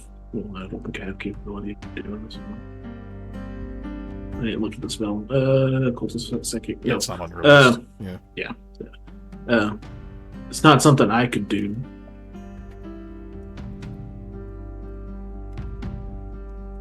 But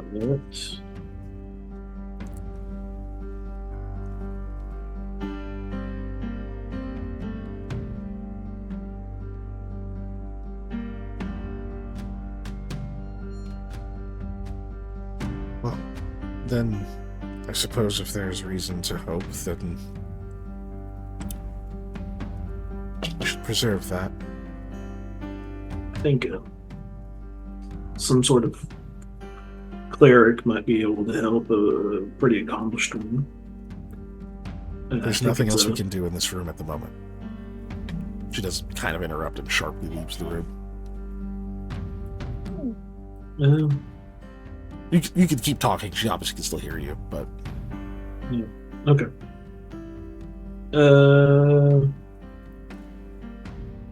What else?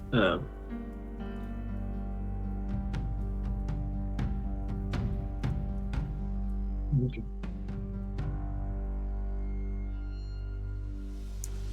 To the other two of you, since Sam is still in there, when she leaves the room, she continues walking. She's like heading up north. Mm-hmm. I don't know if you guys just follow her or try to ask her to wait or anything like that. Sam's gonna poke his head out. Does it look like she's just continuing? Yeah.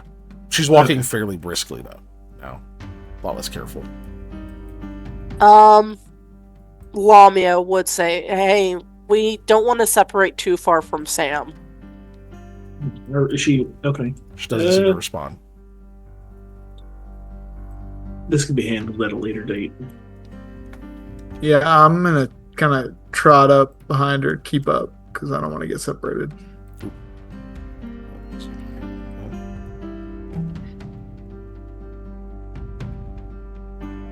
I'm just gonna pull that door closed.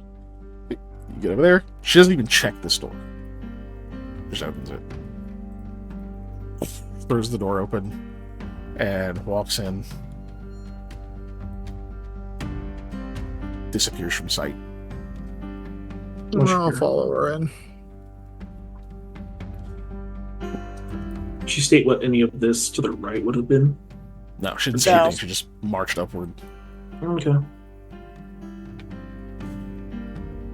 Yep, she goes right over to these boxes. You can see that some of them are lids are open and whatnot. And you can hear her. As you guys get closer, you can hear her saying, like, talking to herself. She says, "We got the children out. We got them out. Where are their things? They'll want their things." She like grabs what looks like a bundle of clothing, kind of smallish. You see that there's like a tiny box. She grabs that as well. A few like little, what look like journals, like journal type books. She grabs those really quickly. She's just kind of muttering things to herself. She's like, for the girls, what's wrong? These here. Is this like opens one, flips through. You can see that there's some like sketches and drawings, and she's belongs to someone. It has to be someone. Do these stools look in good condition? Yes. Actually, everything in here looks in fairly good condition.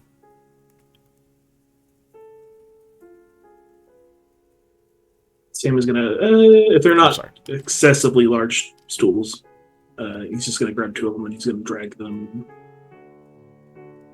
over to her. Okay. And she doesn't seem to pay any mind to you. So we have reference. You guys can roll sense motive if you want to. I don't know. Yeah. Kinda... I think I know what's. But yeah, I'll do it. Who knows? It might be a good roll. Yeah, that's not bad. Hey. Damn. I'm not. No, I'm not. I'm Okay. just let them do it. Cool. So yeah, between the two of you, you guys could definitely tell. Obviously, she was compartmentalizing pretty hard.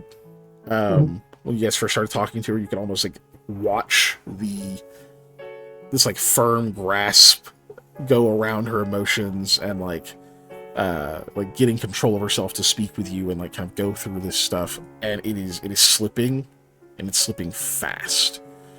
It's probably a product of the fact that for you guys, you know, you've been on this long journey. For her, all of those events were moments ago. Yeah. There was a moment where she was standing there making a final sacrifice with her sisters, and then she woke up. And it's catching up with her. She continues just rifling through these crates, just muttering to herself. Hey, Mara. You stop being able to understand it, except for Eli, because it switches back into archaic Kashari. You call out to her. There's like a brief, like she kind of doesn't quite look at you, just you can see like the tilt of the head slightly, like she knows you said something, but doesn't turn towards you or stop what she's doing.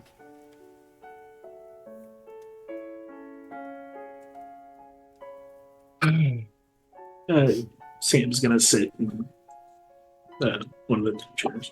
I am gonna start walking off because I didn't know what was in that room still. Like I didn't go in there and see it, so I'm gonna walk down there to go like, check that room out and see what like caused this flip.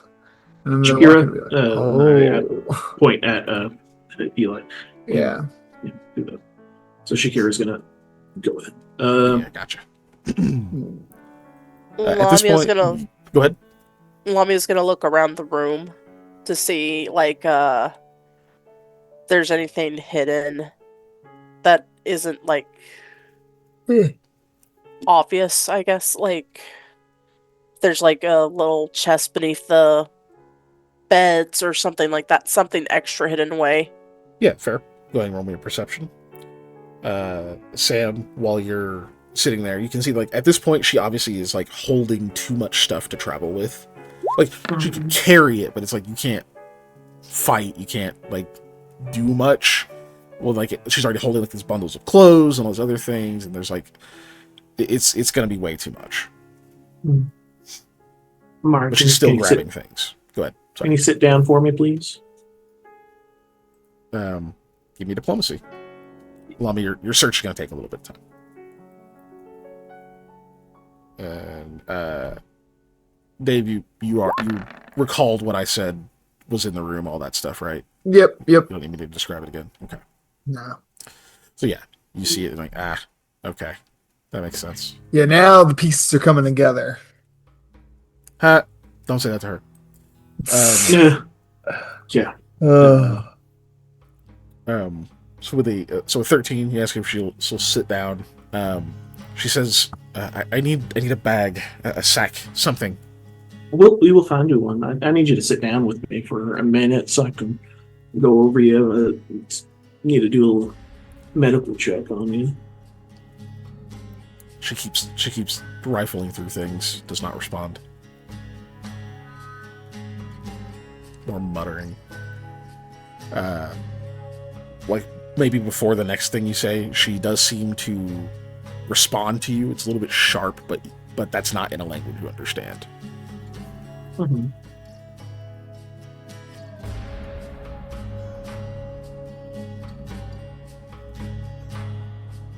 She starts setting things on the bed next to her and is like making a pile.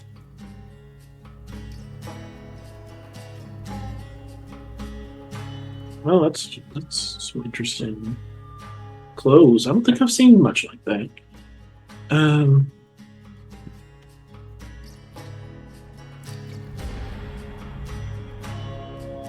Unfortunately, she doesn't respond to you again.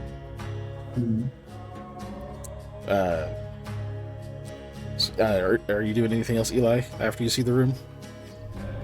I think I'm gonna take a little bit, and I'm just gonna like, kind of like gingerly walk through the room and just kind of examine some stuff. Nothing of real consequence for RP, but I'm kind of trying to give her time to process because this is a lot, and I'm just trying to get a better, real picture of what happened. Because at like first glance, I don't have a good idea, so I'm trying to just investigate a little. Yeah, over time you'll notice kind of what I was telling Sam, where it's like it's clear there was a fight that happened in here. Mm-hmm. A lot of things were in motion, and tall humanoid things moving quickly. You get frozen, you fall, you break. Tiny quadruped things, maybe they skid, but much Those lower have than a the ground. higher base, You got 4 legs. Yeah. I'll be right back.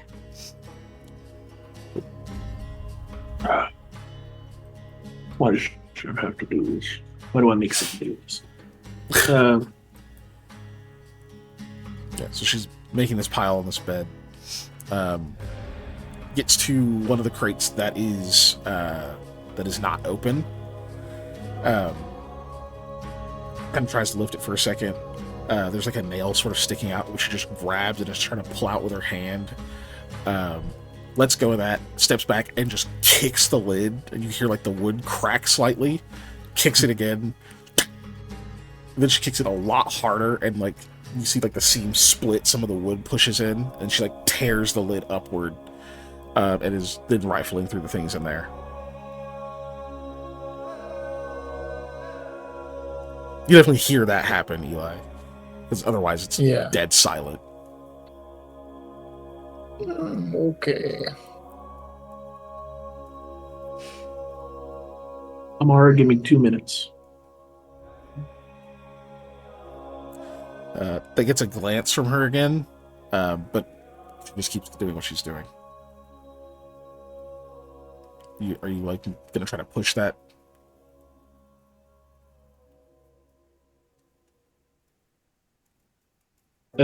He's gonna stupidly touch somebody who's very upset. Try and put a hand on her shoulder and say, "It's not all right." Give me another diplomacy check. Yep.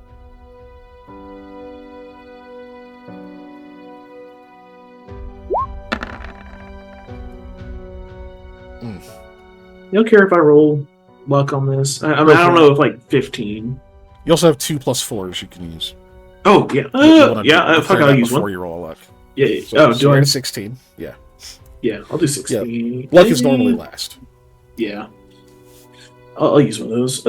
Yeah. Use that and use the luck too. Luck? Okay. Use them both. Okay.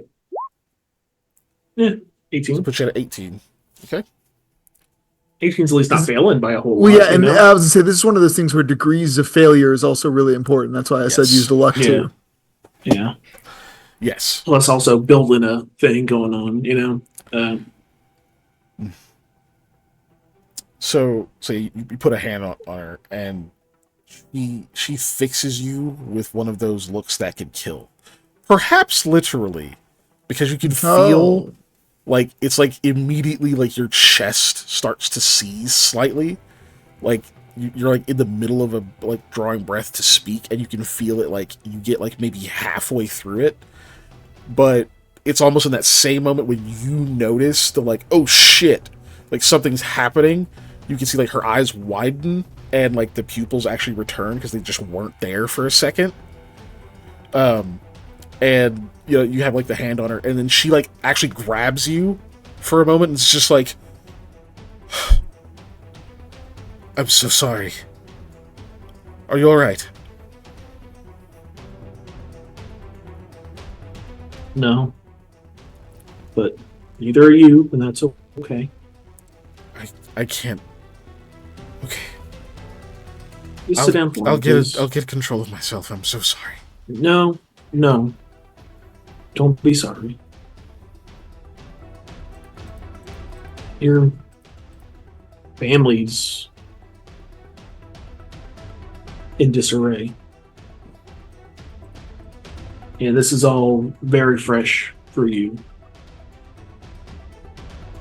She takes a seat on the bed next to the pile that she's made and just puts her face in her hand. She doesn't see any tears or sobbing or anything like that. She just is just sitting there.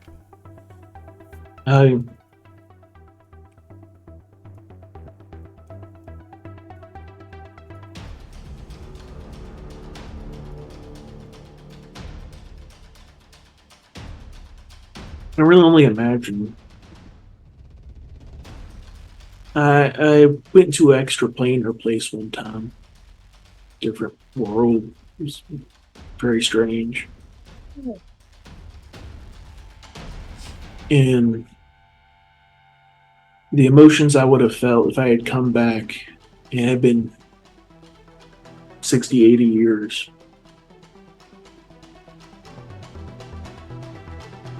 And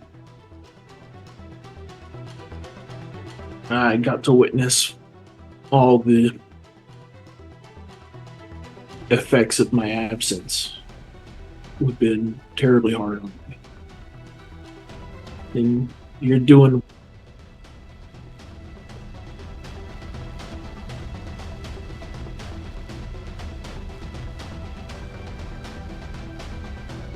Did he freeze? remarkably well. Yeah, Oh, there we go. you Health. There we go. Can you still hear me though? Yeah, you're good. Go ahead. Okay. I mean, did you hear like any of that? that I was It saying? like sped up to catch up, so you're good. Yep, Okay. yep, we got you. I was like, shit, dude, I don't even know what I'm saying right now. Missed. Yeah.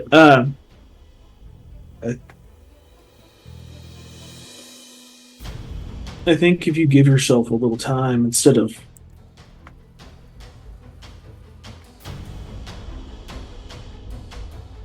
focusing on your mission and pushing forward, you literally just stop for a little bit. Let your mind and your soul catch up to your feelings.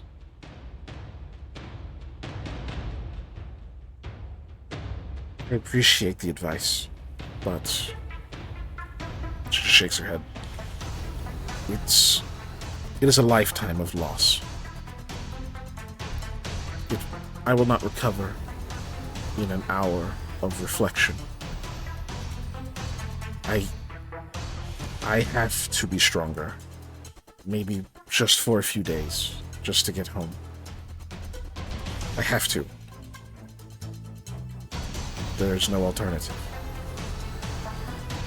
Mario, She stands up. what if you don't have a home? She actually does smile slightly. I don't know. If it's gone, then I will have to deal with it then. Perhaps it all comes out at that point, but without hope, what do we have? That's true. I will say this though: if things only get worse, I'm here. Okay. I appreciate that. You are all very kind people, despite everything.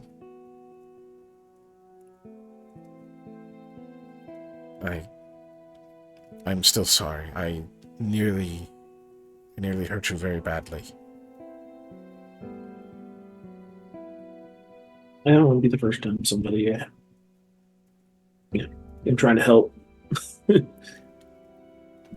I put myself in these situations, but But you're I'm all tough. right. Sam like opens his thing and like looks down at his chest. It's completely made of stuff. I'm kidding. No, it's fine. Yeah. It's normal. Okay. My chest here, no. Like, Oh my god. uh, yeah, thank. Yeah, I got a little tight there for a moment, but at least you didn't set me on fire. No, I don't have that ability. No, it's just a bit overwhelming. It's like, have you ever had moments when you imagine something, like how a choice could go, and you imagine the worst thing, so you prepare for it? It's like that. Like I was imagining these horrible things, and then I snapped out of it, but it wasn't an imagination, it just happened for me. But the world is not as it's not as I left it before I started thinking of these things. It's like there are two of me now. Perhaps one is still made of stone.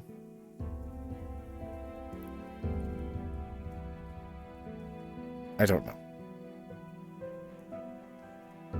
Lamia, you do find something. Before we get to Sam's response. A snail. Yes. You do indeed find a snail under this bed. You'll only find a snail, which I will let Dave describe. But you have a moment to think of that. Because the snail is crawling on top of what appears to be a small like bundle that's like wrapped in kind of burlap, like potato sack cloth. But they are like colored wax sticks, basically crayons. Just like they're just like wrapped up, kind of laying under there, and you can see that it's partially open, and like one or two of them has rolled away. None of them rolled like out from under the bed, like they're just kind of pushed back at the back of it. Well, Lamia will politely move the snail and get the bundle. Like, what's the snail look like? Oh, it's my turn now? Okay, so the snail is it is a spotted, like brown with small, almost pink spots on the shell, and then the body is a like tan color with two wavy lines on it that are a lime green color. There you go. There's a snail. Snail. Okay. And then Lamia, you're gonna grab that. So you like reach under there, you grab the ones that like rolled away, get it all wrapped back up. Cool. Yep. That's all you find. Then she will awkwardly like go over to the talking Sam and Amara and like, do you want some crowns to add to that pile of possible gifts? For a split second, Sam does give you a dirty look before he catches it. I'm Wax sure pastels? someone is missing them. Mm-hmm. Yes. I'm sure someone is missing them, but the truth is we can't carry all of this. We should be a bit more frugal. We'll leave this here, so it's easy to find. Let's just gesture to the pile. Yeah, Lamia will put it with the pile. And then she looks at it for a minute and says, actually, it's easy enough to carry. And she'll grab the wax pastels, tuck them away in a pouch. Yeah, if y'all hate seeing the word crayon too much, wax pastels. Well, they don't call them crayons. I said that because that's a point of reference for us. Yeah. So yeah, she'll tuck those away and say thank you. Well, You're welcome. Before I so rudely derailed us, I think we were still traveling. No one needs to rest or anything. I don't know what time of day it was for you. I mean, you're the one that's been. We woke up before we woke you up, so it's probably around lunchtime. Yeah, you would have no way of knowing. It takes many trips in order to acclimate.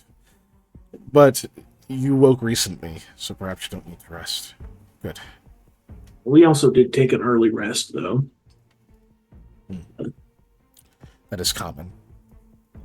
Um, Just looks around the room. but technically, you've been when you've been awake, you've had the most exertion going on. I would say Yes. in recent times. So Yes, it's maybe true. We were fighting for hours, for sure. I don't know how many. Clearing rooms, being ambushed. It was horrible. I am tired, but not too tired to keep traveling for now. I wouldn't want to rest here anyhow. Okay. We did get them out. This is where the children stayed. We wanted to make certain they had more comfortable beds. Kind of examining one of the articles of clothing she picked out. Yeah, you can Good tell news it's is- sized for either children, like medium-sized children, or children of medium-sized creatures, or small creatures would fit roughly the same. But some are even smaller than that. The good news is this might fit their grandchildren now. Yeah, perhaps. But it seems like they still had access to this place, so Maybe if they. everything is still fine, then it is unlikely we're discovering anything new to them. I mean, it is possible. The further in we get, maybe was another more semi-permanent barricade over something. Maybe a reason they didn't come back this way. Perhaps. Suppose we will find out. If I sit here too long, I'll be stuck reminiscing. It's a fine thing to do. She pats the bed she's sitting on and says, "My two used to sleep here. It was always a hassle to get them to share a bed. They wanted their own, not be spared." Yeah. I forget the number. I have X number of brothers and sisters that I've canonically said many times. And only when I got bigger than my older brother did I get my own bed. It was a hammock to start with, until we got a frame made. But Well, I suppose the best thing I can hope is that they have their own beds now.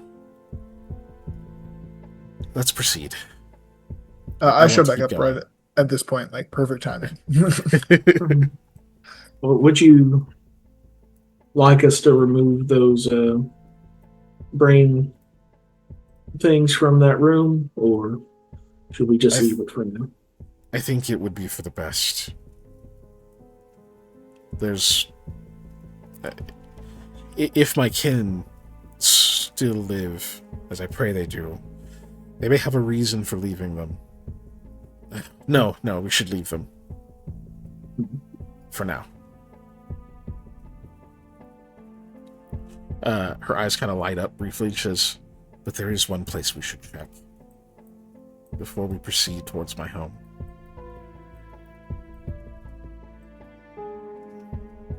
She'll head out. Lead on. Is it a library? I don't know. It is not. No. Alright, so we're just gonna pass everybody through. Poor I'll let Shakira is gonna have to squeeze. Sorry, go ahead. We're gonna say something. Yeah, while you guys you're grab fine. them. I was gonna ask if you're gonna move us all. So Yeah. guys, I'm trying to order food because I'm hungry and I don't want to cook. Shakira makes it do. impossible to be stealthy going through this section. She's just Yeah, I know. She's like bumping and everything. You'd be told that these other rooms here were like basically just like holdover quarters for people. She very pointedly doesn't open any of them. Excuse me. She does say that there shouldn't have been anyone in there in any of them, but it's possible it's different now. She does like listen at each door briefly, but otherwise continues. She'll check this one.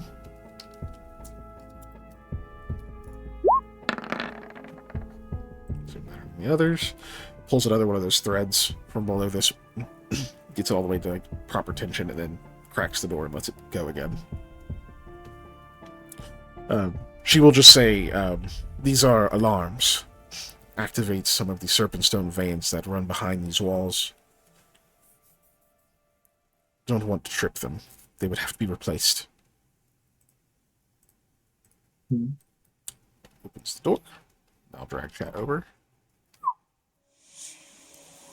And steps through. But she will go straight up north up here. And I'll drag you guys in. Just let you know that this was effectively kind of the main hall of the area.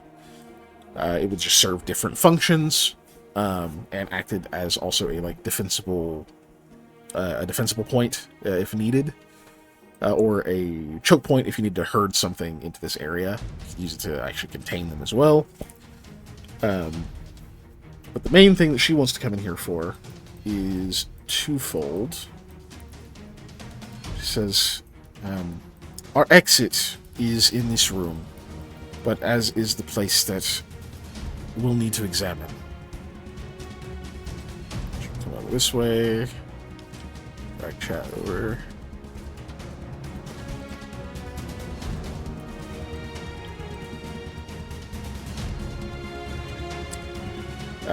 Then she like walks over to that wall, like feels the side of it, and you see her hand like rest on a specific spot. She leans over there and like kind of blows at something, like expecting to be dust, but you don't actually see any dust kick up. She like reaches into her mouth, and you can see her like pressing her thumb behind her canine, and then presses her finger to that spot on the wall, and then this scene quickly appears around it to show that there is a door there. A secret door. Secret tunnel. And yeah, she'll grab one of her keys, and just doesn't even like. There's no like keyhole or anything. Just presses it to that same spot where she put her thumb. And the door, you hear like a click, and it slightly opens a little bit, and she just grabs the side and opens it. Here. There's another room in here. 2 of them. I'll have to take you through. As you guys are going through, we'll say, at the end of this, there is a room where we would keep the live Zoar to learn about them. This isn't the pit that they crawled out of. This is something else. Highly maintained. If it is still being maintained, then I know my people are still alive. It's the main reason anyone would come through here with any frequency. Once a week to check, twice a week to replenish the,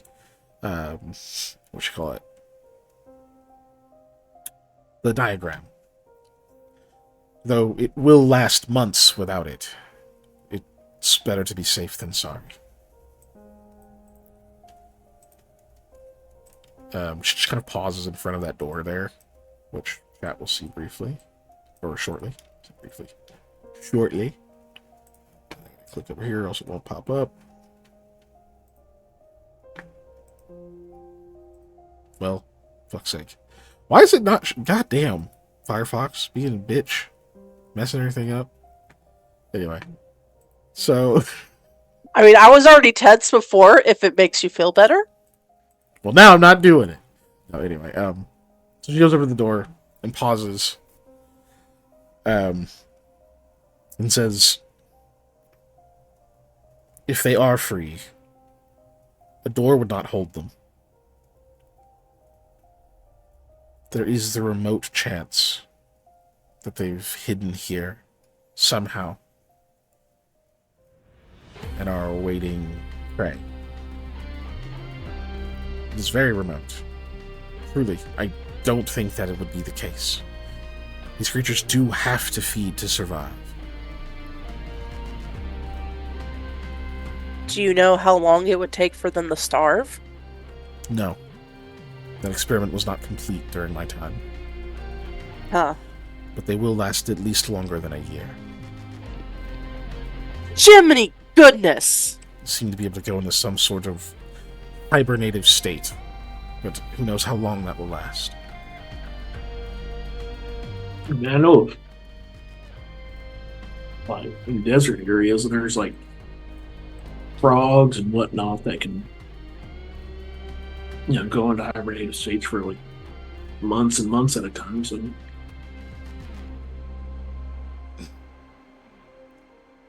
it's not, Well, doesn't seem too crazy, but These corpse riders are not fair. the reason I bring this up is I can't leave this here without knowing. It's good information, and if these things do survive, we should eliminate them. Don't want them behind us. Yeah. what you've done experiments on them, yes? Not personally, I'm no scientist. You have knowledge of the best way to kill them, though. Or what That I the do. best way to not kill them. Blunt. Overwhelming force is Yeah.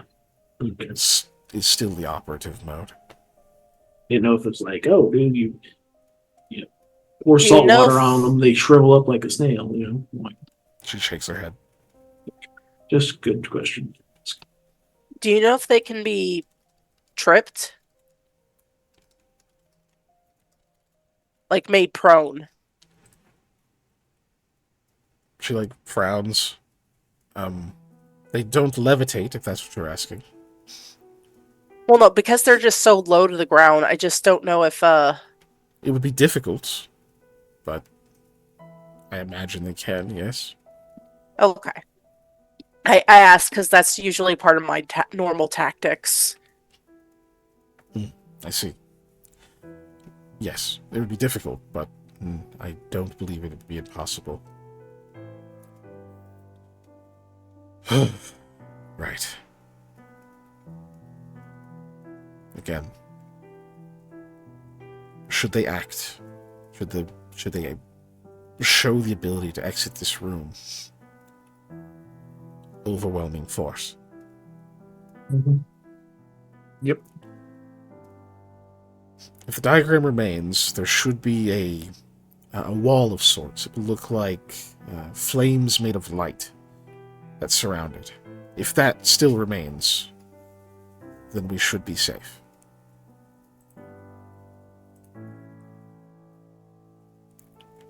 Let me get to be right over here, so I'm close, just in case. I can unlock this, but frankly, while I'm well schooled in swordplay, my forte lies in the bow. Oh, can you use the Ulu recurve? I can, yes. Okay, I happen to have. Oh, No need. Okay. Do you Some need sick where she like sticks her swords together and becomes a bow. No. Do you need ammo? She raises part of like the flap of the robes. You can see that she has like 3 quivers. Oh, okay. One like leg quiver. There's like a hip quiver, and then there's like the one across the small of her back. Okay, you're fine then. Yes. Thankfully, at the time when we were fighting, I quickly had to revert to melee combat. I still have most of my arrows. I go up front usually because I use my halberd. Sam can couldn't tell. switch between melee and range when he needs to. Hattie keeps calling me a switch. I don't know what that means. But, Eli casts spells.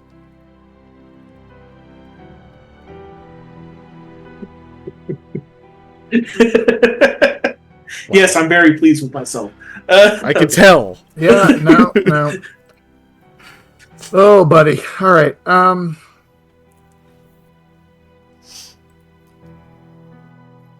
Basically, she's saying she can unlock the door, but she probably shouldn't just be standing in front of it. Oh, yeah. Yeah. That's all right, me either. You can protest that and be like, look, you can turn stuff to stone. You should probably stay. You guys can protest it. That's just what she's suggesting. No, I'm not even thinking that way. If you open the door and the room's full of them, why don't you just turn them to stone? There is a chance of resistance. It's not an undeniable power. Okay. 2 things are. Okay, well. People really like cheese. I think that's a constant. Oh my god. Oh yeah, I didn't mention that in my recap. We talked about cheese for the first 10 minutes of the show. Yeah. Oh gosh. All right, yeah. Anyways, I Everybody's where they want to be. Yeah. Yeah, I'm gonna hold action prayer to open the door. I'm gonna cast a spell on Shakira. I'm gonna use my You want me to just go ahead and spell move that expertise for mage armor before she opens the door. down? Hey, that's fine. Wait, why are we having her open the door? She has the lock.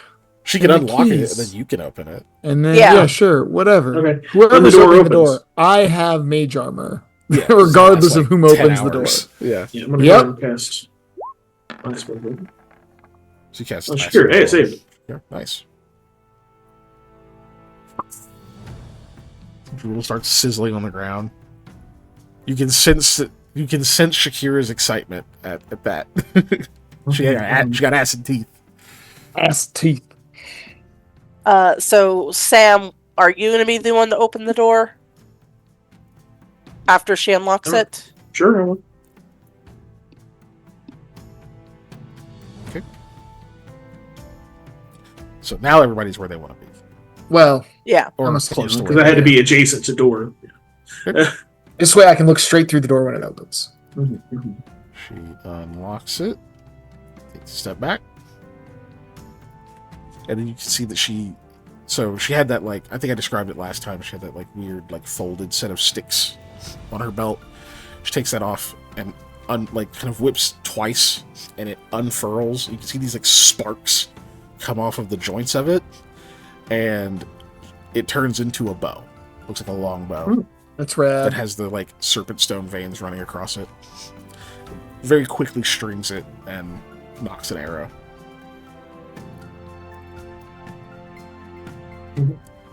All right, I'm prepared.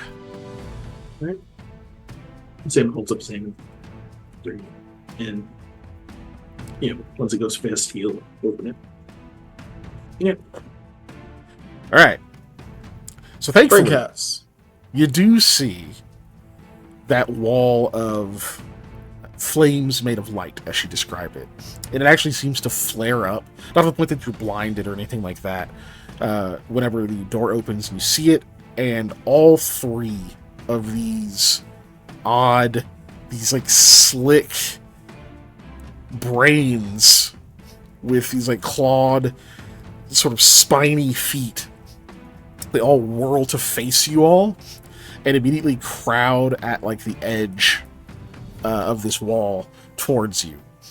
They don't start like clawing at it or anything like that. They just all rush up and just go completely still. And as that happens, like you can see that she like very quickly pulls the arrow back, and you notice that she doesn't just have one arrow nock; it's actually two of them. And it's just aiming straight down the through the doorway and says, "Hold! They can't cross." She goes in like a down ready position, you know, like so she holds the bow down, doesn't release the two arrows or anything. So I'm gonna peek in. Okay. We good to close the door then? Yes. And you got good news! If it's holding up, then they must be alive. Yes. Sam, close the door. I'm gonna poke my head in because I want to look. You poke your head in. They're just all staring at you with no eyes, but you know they're staring at you. Yeah. Well, I didn't know how far the room went, like that way or this way. You know, so that's what so you poke your head in. I'm going to move it, but that's just you peeking. Yeah. So. Now you know. Do that. Yeah. Just because I wanted to, like, okay, there's nothing in this room really besides them. When you poke your head in, though, you do hear. It's definitely three distinct voices in your mind, except they come up as voices you recognize. You hear like Eli's voice, you hear Hattie's voice, you hear Han's voice. But they speak in unison, and you can tell obviously just by the tone, the cadence. It's not truly them speaking. It's like your brain has to assign it a voice or a sound that is recognizable for you to interpret it. And you just hear these three voices in unison say, "Are we released?"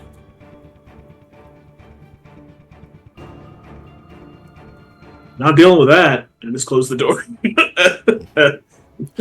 I say out loud. So like, as you start closing the door, you hear the same three voices. They let out this like hiss, this like angry, but it's like not like from an animal. It's like sounds like Eli and and Hattie and Han like hissing in anger at you, and then like the door shuts and it cuts off. I turn back and look at that and go, that. I don't like that at all. They spoke to you. Oh, y'all didn't hear that? She shakes her head. No. No? The field limits their telepathy and prevents their magic. We can't stop them from talking when we get close enough, but everything else should be prevented. They did ask if they were released, and then they were mad that with my reaction, I guess. Good.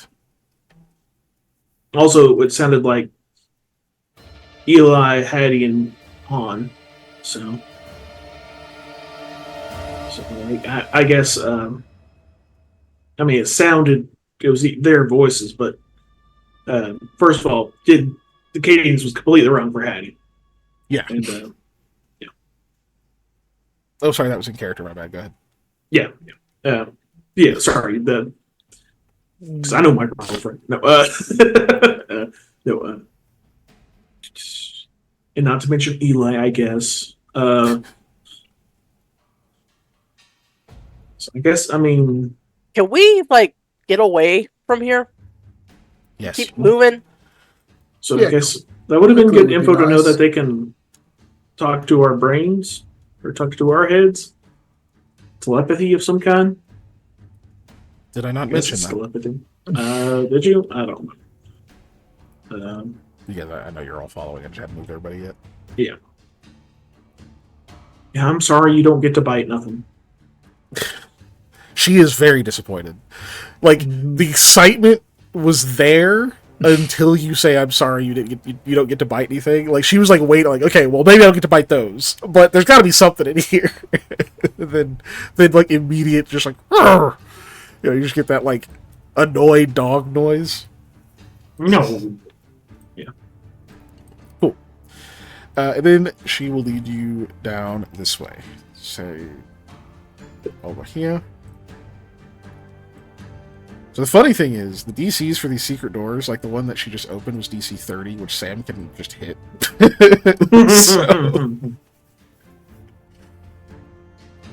Blind, you gambled all your snails away? Oh my gosh. Damn, dude. It's a lot Sucks. of snails. Well, Yeah. you can buy snails with boops. You just gotta have a lot of them. There is a snails please boop, which are the channel points. Cool. But, I'm gonna pick a card. Speaking of, yeah, Panda always gambles all his away, but he can't use them anyway. So Yeah. cool. So she comes over here, and I just lost 3,000 snails. Stream is dark.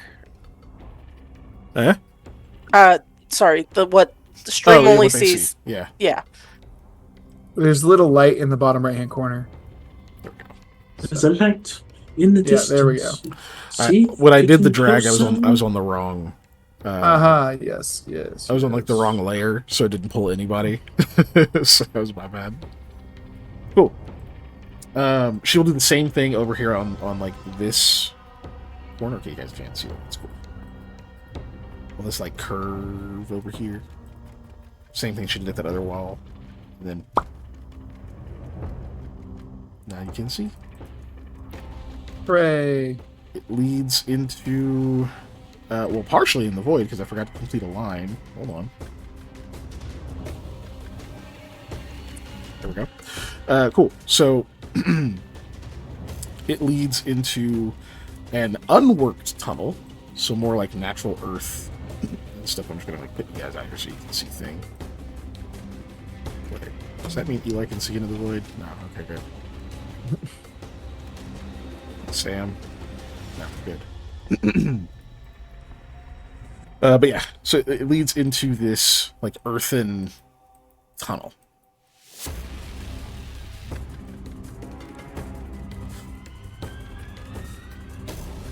Okay. Which she will then lead you through. Mhm. So I'm gonna put you all as you're gonna make you all one person. There we go. You know what? I'm pro dog, so we'll put Shakira in that. She's just gonna be medium sized for a second. Nice. Okay. We get to kind of just skip all this because she's just avoiding all of the like hazards and things that would have been here. Heck yeah. Which you can see that there are definitely some spots that have like legit like pressure plates that have been made to look like natural stone, but she just like guides you around it. There's like a few like tripwires and other things. Just like this area is just trapped up, so people can't just invade or come through here without proper know-how. Nice. Which brings you over here, which is like this area is sometimes used as like a little camp or rest area. If it's like a small group and they want to be kind of tucked away. But sometimes the root crab hole up in here, so they can't always use it. Usually you can just shoo those away. And then she remembers you guys said that they were like growing blue stuff or whatever. She's like, oh, right, never mind. You will get some details on her talking about how one of the issues they had, or one of the things they thought might cause a problem eventually, is that the root crab were eating that brain moss called cytilish. And she imagines that there's like a bridge there. There's no way to like separate it, so I just had to drag you through the darkness. But because this up here is actually a tunnel you went across, like you went over this part earlier. But anyway, but she says that, yeah, what you probably experienced was the result of like a mutation from them eating a bunch of that stuff. Another little alcove. got you past some more traps, just for the sake of brevity. I'm not going to get into it. Come to this intersection. We will point off this way, which you can't see past that because, again, just the way the maps work in Roll20. Just down that way is an area where there's some fresh water, so it's a good place to refill water skins and that kind of stuff. But there's some up ahead as well. Just so that you can see it, I'm just going to move. I'll still move you guys over there. But I don't imagine you actually go over here. This area is not properly, like, hold off, so but this is like the old statue I had of her. Just ignore that. It's not actually there. So, yeah, anyway. Back over here.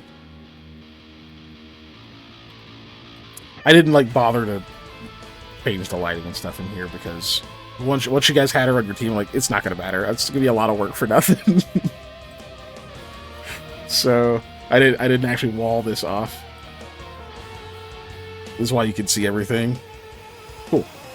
So you get over here, and when you hold on, you get, damn it. When you get over here, you guys will see the mass of Rukreb that you encountered before. You're like watching them scuttle away. like you watch them like seem to just like leave. Just like all crawl a different way. Run, crabs, run. Because you're not like creeping or anything like that, and they're not stuck in a room. So it's like the human coming, so they're just immediately leaving.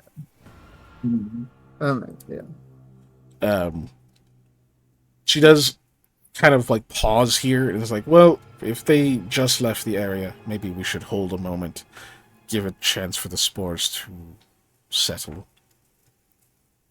We'll want to move through that area carefully, so we don't kick it up too much. Perhaps cover your mouth.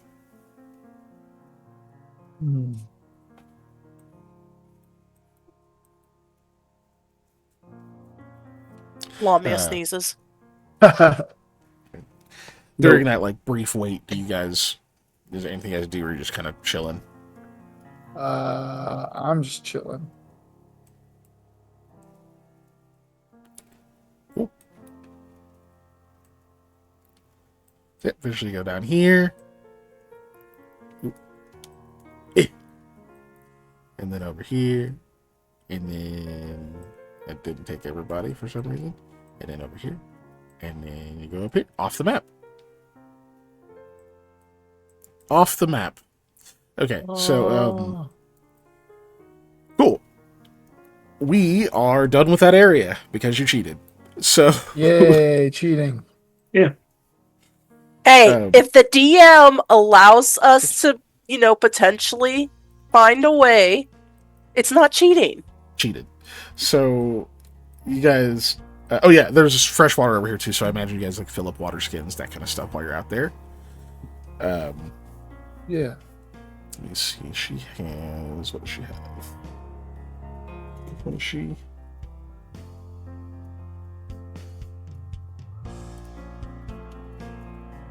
Oh, she's not a regular citizen.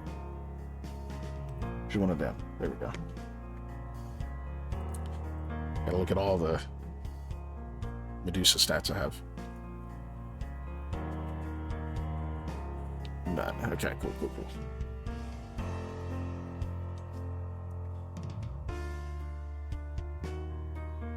Okay, yeah, there are secret tunnel jokes in chat. Okay. I was gonna be disappointed if there Yeah, secret tunnel. Cool. So yeah, you guys get over here and start heading north. This passage does eventually kind of open up. It doesn't become smooth or anything like that. It just kind of opens up a bit as you continue to travel. Now, as astutely pointed out earlier by Panda/Sam, Amara is not quite as fresh as you all. Like, you guys woke up and then did this whole thing. She'd been fighting for literal hours before she was petrified, and so she comes out of that in like the same state. She isn't actually physically injured. It's likely that there were some potions, whatever, taken in that moment, or like in the moments leading up to that, or whatever. So she seems to be in good health, but she is very tired. Whatever adrenaline hit that she got from earlier, any of that stuff seems to finally be wearing off after you've traveled for about an hour or 2 hours or so. You just see that she's like noticeably flagging a little bit, like occasionally like kind of stopping and big deep breaths and, you know, kind of marching on. But I don't know if any of you guys call it out or if you're just like, she wants to be stubborn, let her be stubborn, we'll just go. You know, No, Mom. Sam will. Sam 100%. Because also Sam, I mean, his strength is still drained, and he's not, you know, he's 100. still, Sam also is still not at full health either. So, Yeah. So he will ask, do you know of a good place to rest and recuperate coming up soon? Yes. Yeah, there should be. We have to pass through the old lab, but thinking about it, it could be. Who knows what could be there now? It might be best just to rest here in the tunnel, if we need to. No, There's no We other can make spot do. for a few hours. With the tunnel, yeah. well, no, I'm It's not at 100% myself, and I think you could use some rest as well. So I don't know whose voice this is. It's definitely not Sam's. Yeah. No. Just say, what was it that you said? Just say contractor. That's how you got Yeah, into contractor. Sam yesterday on accident. Right? Yeah. The labs isn't the usual way we would go. There's a different route, but I don't want to take it with you all. It's complicated. It would be hazardous. Specifically to you. Oh, we don't want that. So, yeah, I guess we'll pass out for now and then go through the labs when we wake up. Nuts. Yeah. Excuse me. So you guys are gonna make really shitty camp. Yep. Cool. So much fun. Tempted to use Zekuzat to Zekuzat? Nope, that's not it. That is a Yeah, Naga, sir. that's a Yeah, Naga. that's the Naga. From a different Yeah, character. Kazkatul. Yeah. I want to say there's a similarity, but not the same. You know, You can say whatever you want. It doesn't make it true. Yeah, well, you know what? I'm gonna go make a Wikipedia article in it and cite it. No, Why? Because Anyway, we can. Why not? to almost like carve out like a raised portion in like the wall or something that you know, for lack of a better term, like a bunk into like recessed into the wall, if I could. But I don't know if that's like It's otherwise an unworked tunnel. It's just like something dug Yeah. through here. you know. Let's not disturb the ground with too much. You never know when another worm might roll up. So, I think Sam's the only one that has like bedroll. Does y'all have your bedroll on you? Yeah, I've got a yeah, bedroll. Yeah, your bedroll is likely in your bag, you know, Okay. or at least attached to it. I also have Whether a you have like bedroll. blankets, you definitely don't have tents, right? You're not going to be Yeah. carrying those around. But Okay.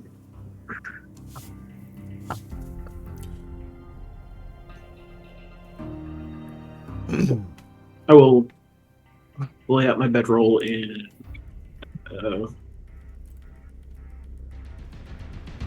Underblink it and just go up to my head. You may use my stuff if you wish. I don't. I can. I gesture to the other ring. I got a ring that keeps me up now. Oh yeah, we haven't figured out what watches we're doing now that you have that ring. I mean, sleep 2 hours.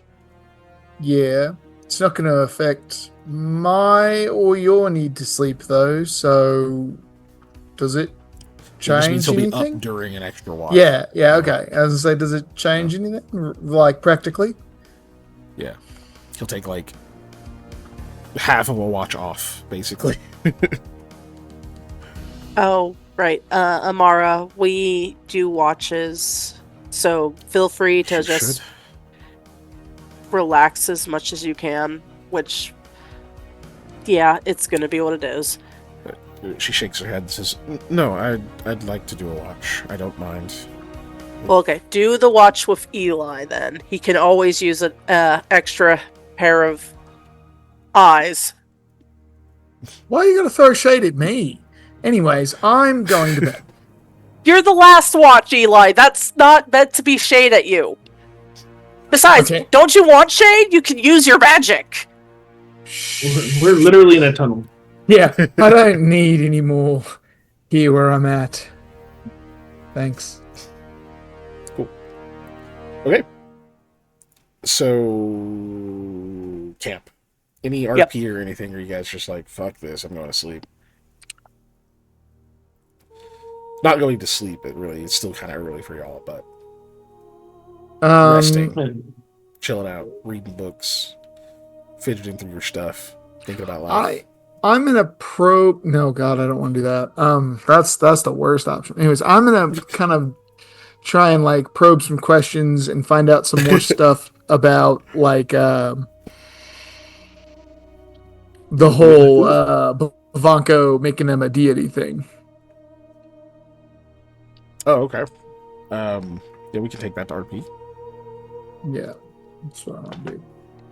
Are you waiting for your watch, or is this like in the lead up? I'm gonna wait since we're taking our watch together. I'm gonna wait for my watch, but that's my plan for RP. So okay, there is one thing that has been bugging Lamia.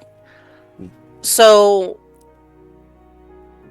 why do we have gods that are supposed to be for specific races? I don't think I understand that.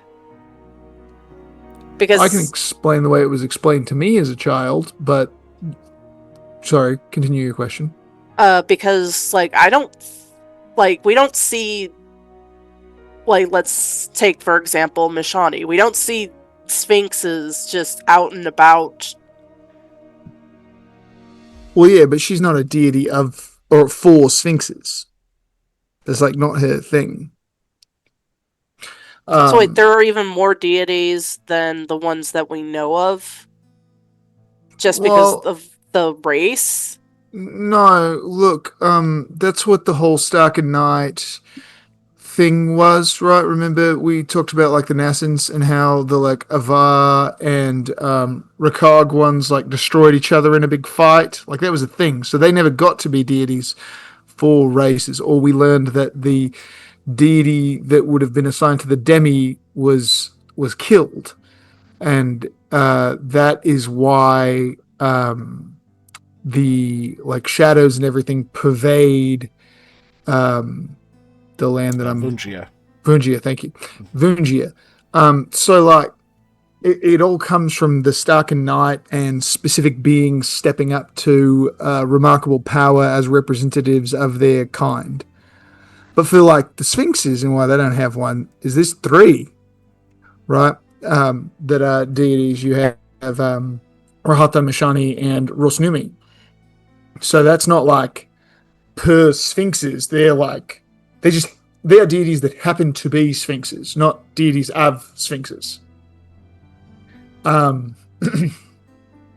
deities of other things, and that's like the other stuff too. A lot of those people are deities that happen to be a thing. Not a deity of a people, but some people have deities.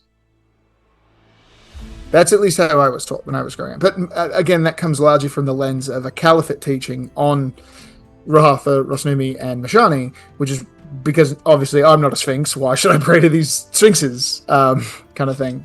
So that's kind of how it was broken down to me, at least. I don't believe any of you, any people specifically, Demi or Kasir or any of you have a deity, correct? We found out specifically that the Demi one was killed. I heard that. Yes, I mean none who live, none who are active. There's supposedly a Kasiri-mite? living god? Well, There's no yeah, deity but I of mean, Kasir. I don't know that, is what I'm saying. Oh. I know that. Eli doesn't know that. Because he doesn't know any Kasir, I don't think. I've met one. Yes, you have met one. Yeah, I've met one. So, yeah, I don't know. I'm like, the Kasir might? I don't know. It's like you know of them, but yeah. Yeah. I don't believe that. My history says that all attempts to raise a deity who represented one species, one people, were unsuccessful, at least in the long term. It does create a level of equal representation in the cosmos, in that no one is represented in that way. It would be unique to our people should we have one. Interesting. Which would be nice. Not that it's unique, but to have... She thinks. You have to understand, we have been hidden and cast aside and feared for our entire existence. Never cared for. Not by the society at large, at least. Not on a macro scale. Individually, yes, of course. We have those we hold dear and who care for us deeply. But this does not translate to the soul, to the realm of the spirit. We are isolated. We can't form the same kinds of connections and legacies as others. When we enter the cycle, it would be nice to know at least at that point that someone has our best interest specifically at heart.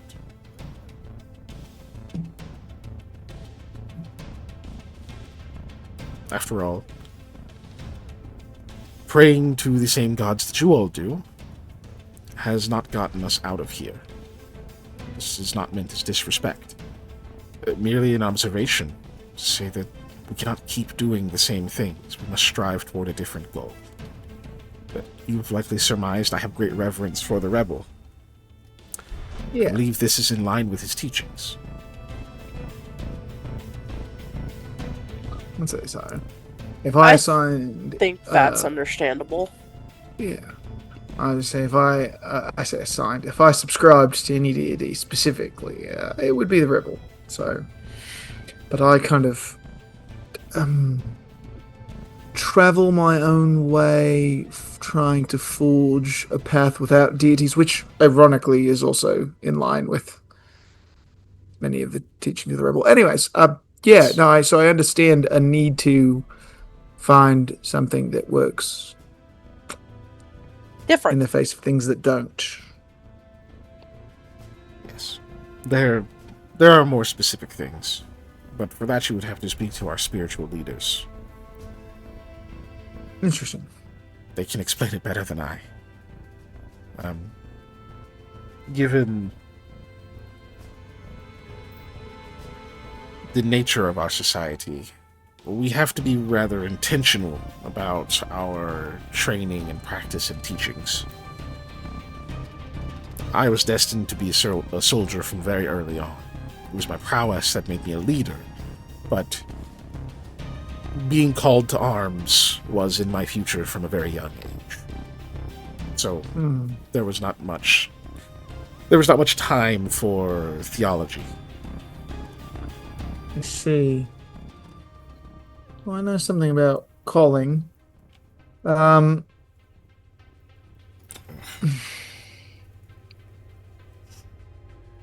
how does Bavonko figure into all this? I mean, obviously, Bavonko's abilities have something to do with this, but like, why did Bavonko help you, and how? I guess. Ah, Ivanko. I would like to share the story, but there is a chance that this mission of yours puts us at odds. Yeah. Makes it difficult to reveal certain things. What I can tell you is it's not that he has created gods before, but it is almost like that. His works, his crafts are... they can only be called divine. The details of them, they're greater even than... I won't call them our creations, but when our ability takes effect on a person, you've seen the great detail in it, because they are a living creature, very quickly transmuted into stone. It's almost like his hands can go even beyond that. Like they are more real than even what we can do. So much so that when the soul leaves a body of its natural possession, a person dies. If he's created a work of them, the soul can be called to that work easily, as if it were its own flesh. And it is my understanding that in his own day, this was done for many of the beings who became gods, and several who didn't. And that their likenesses did call at least a portion of those great souls into themselves.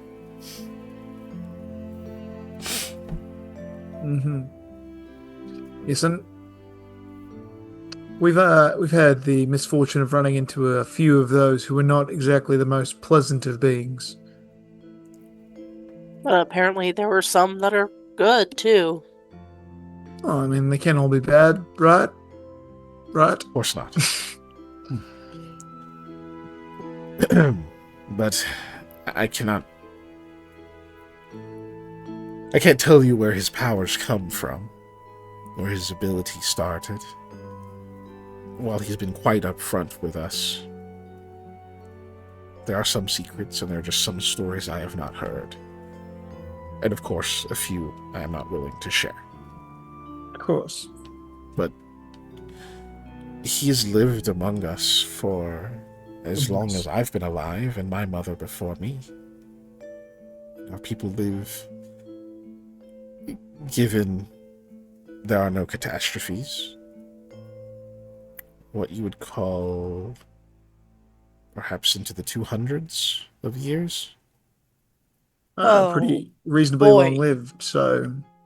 Very few of us have made it that far.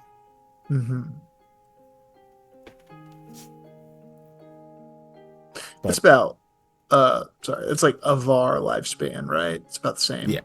Okay, that's what I was thinking. Okay, so I have a frame of reference for Eli, at least. All right.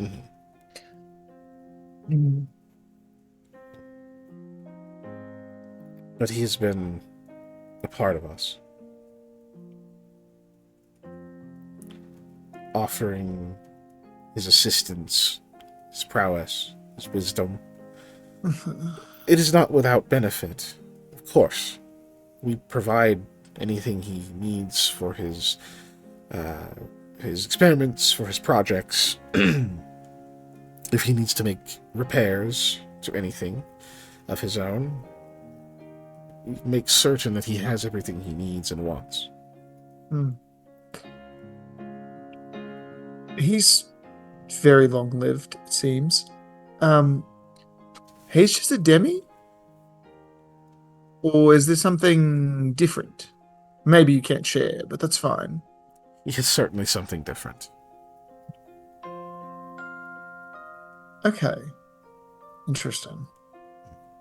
Well, You hear Lucy in your head says that her reservations are ungrateful. She would still be a stone were it not for you.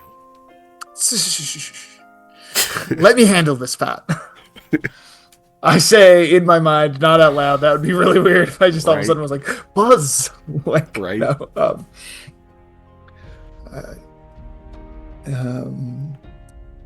but yeah. Okay. Well,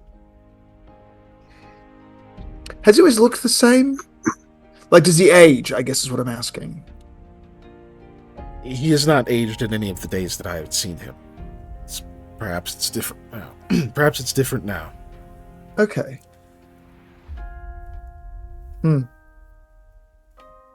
Interesting. I don't mean to be rude. I know you're not supposed to ask you this. How old are you? I was merely in my 60th year. Okay. So, in the grand scheme of things, pretty young. All right. Interesting. I suppose.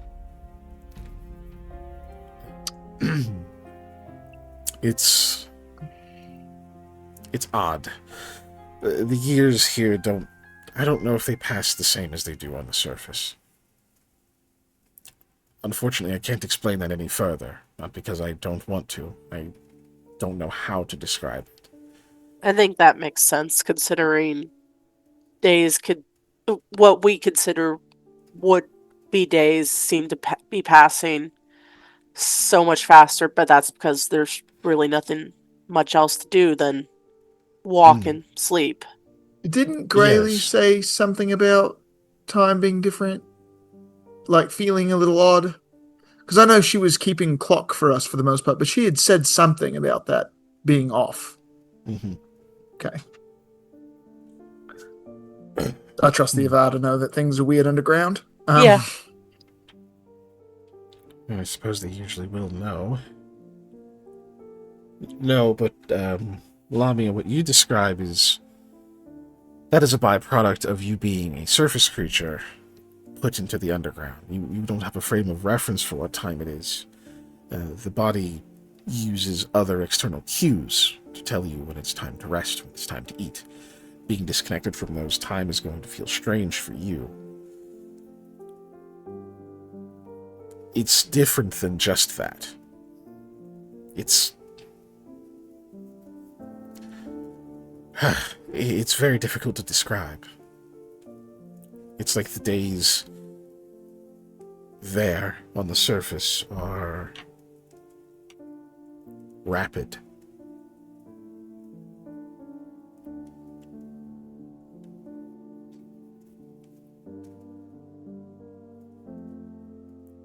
She shrugs like she can't think of any other way to say it. That's interesting. I, Eli, have no training in physics or astrophysics, so I have nothing to add to this conversation. Even though my player very much wants to go on a rant. That's yeah. I don't know. It could be some effect of the serpent stone and the magic. Shrug. It's very possible. All right. Sorry. I've waxed for some time. Did you have other questions?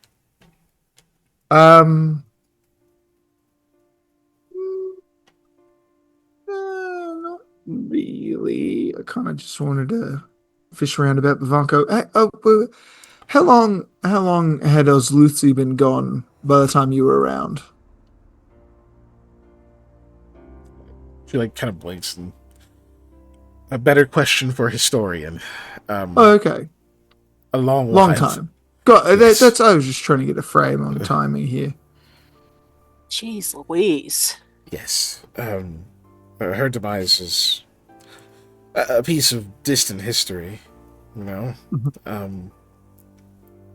As is the full fall of the Naga Empire. We're remnants of their experiments. We are not Right, there. because about 80 years ago, you're about 60. So yeah, only 100-ish years were you learning about it. Okay, yeah, that makes sense. I'm thinking too far back scale wise, I guess. Yeah, they're really old. Yes. Okay. Yes. In my mind though, I'm like, you don't look a day over 200. Right. Just Oh, so, too just old so that I'm not Lucy. insulting. Yeah, it's just so I'm not insulting Right. her. So there's Because not I just an called her immediate- really old. not an immediate fortitude check. Yeah. I was like, oh yeah, she's old. She's real old. All right, Eli, go to sleep. I thought this was on my watch. The I thought you had joined in the conversation that Lamia had talked about with. I don't know. I Oh, just we know did- were we having did a conflate conversation those, on my the bad. watch. Yeah, That was kind of my that's fine. bad. Yeah, we kind of. I don't care. Then I'll go to sleep. It doesn't matter. We just divide that up a little bit. Yeah. Okay, yeah. Time for the watch rolls. Nah. No? Okay, cool. Nope. Crabs. Sorry. No, what's gonna happen? Yeah, no rolls, just crabs. Yeah, the crabs come to get you. No. Campaign's over, guys. We got the eaten by crab will crabs. leave you alone now. Oh. So anyway, Eli, so yeah, you're having your watch. You guys are up talking a little bit, and then probably about the time you're kind of going quiet and whatnot. Go ahead and give me a perception check. I'll roll one for her. Right. Perception.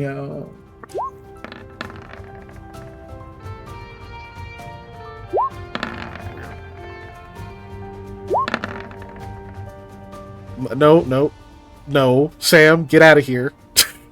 What? I know you're awake. Leave me alone.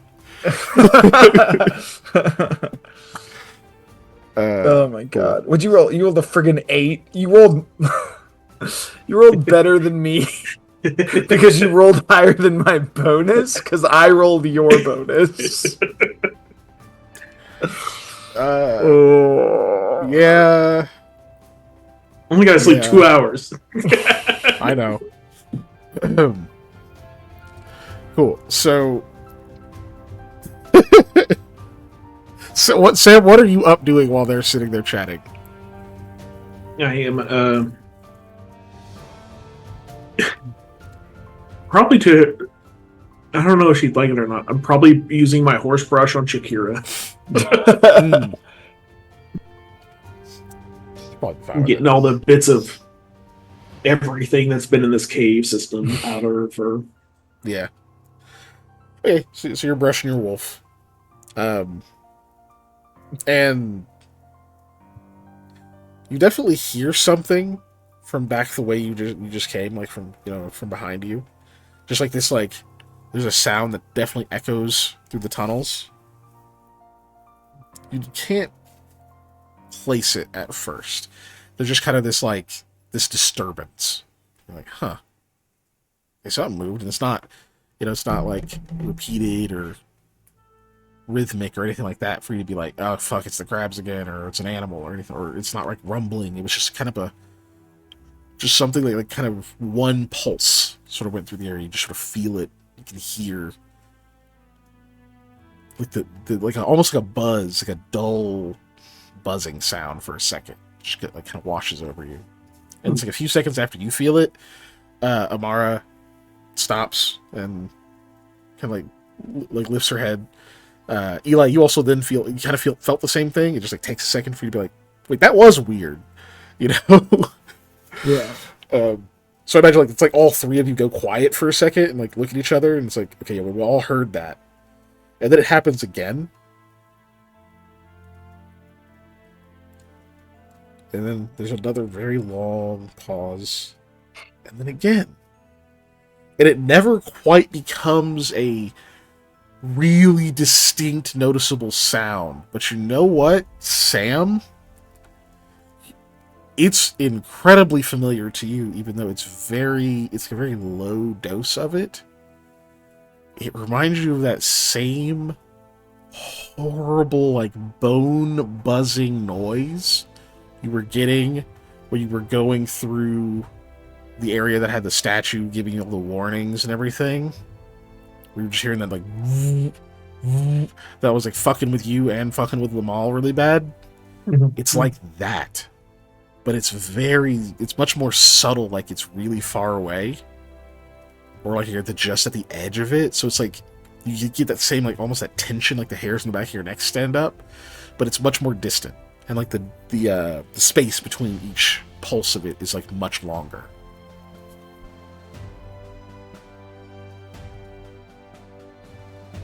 That reminds me of that alarm that me and Lamal had to deal with.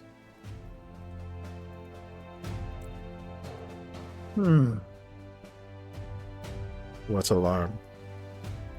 Oh, I forget exactly. It was a statue that was basically sending out like a psychic wave thing, right? Or was it? I forget exactly.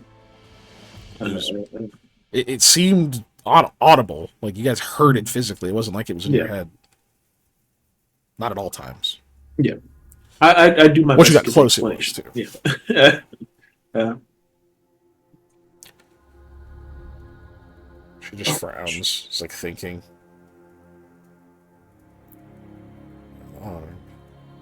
I think I know the statue you speak of, but I don't think I've ever heard it give off an alarm. Let me hold on. Close my eyes and I focus and I see if I can like use Ozluthi to kind of like mentally reach out to this thing.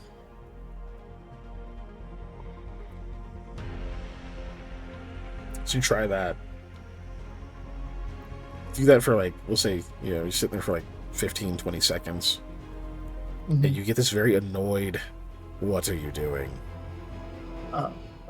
Trying to say if there's like a thing that's attached to you or us alarming. It's much too far at this point, Eli. Oh. Well, I don't know the range of these things. We are separated by several 100 feet of stone. Oh. Well, what is it? Do you know? No, I do not know. I feel a very dull buzz and this very sharp, distinct irritation. I can identify one of them. All right, fair enough. If you make contact with some serpent stone directly, we may get a better idea. Alright, well, try that later then. To say man, Amara, I don't know. It's a thing. They have no idea. Yeah.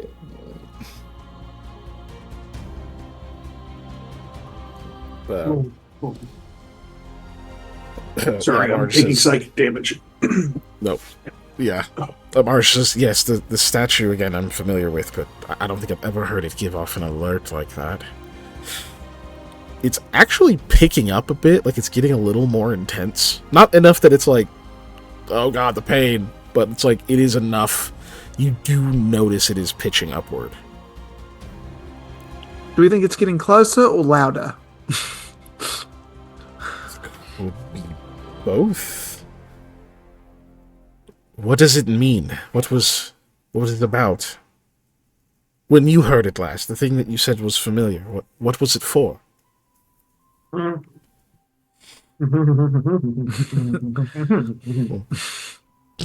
Sorry, I got a slushy from Sonic, and I drink it too fast, and I have a really bad brain freeze right now. It really hurts. Jesus. Oh, it's like a pina colada, but non-alcoholic. It's really good. Yeah. Just pineapple coconut. Oh god. It was about containment breach stuff, right? Yes. Yes. Nightmares. Yeah, nightmare containment breach. Good. She just frowns. Does that mean something to you? Well, we were being chased by these weird dream dogs with chains coming out the backs. And way too many teeth. That sounds horrific. And eyes. Yeah, I thought that was just a him issue, though. Well, we We are not in that facility any longer. We're quite well past it at this point.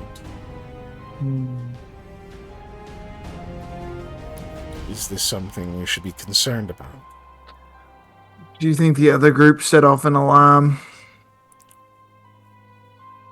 Yeah, that's possible. If we're both going down still. Oh, great. I guess. Mara, do you know about like I start describing like the fountain and stuff like that? Was that part of y'all's structure? It is on the route to the surface, yes, going a certain way. Why? Well, we came down the fountain where that fountain used to be. There was a worm. I destroyed it. She thinks. I kind of described the direction they had went. Yeah, we got separated from them because of the worm containment protocol.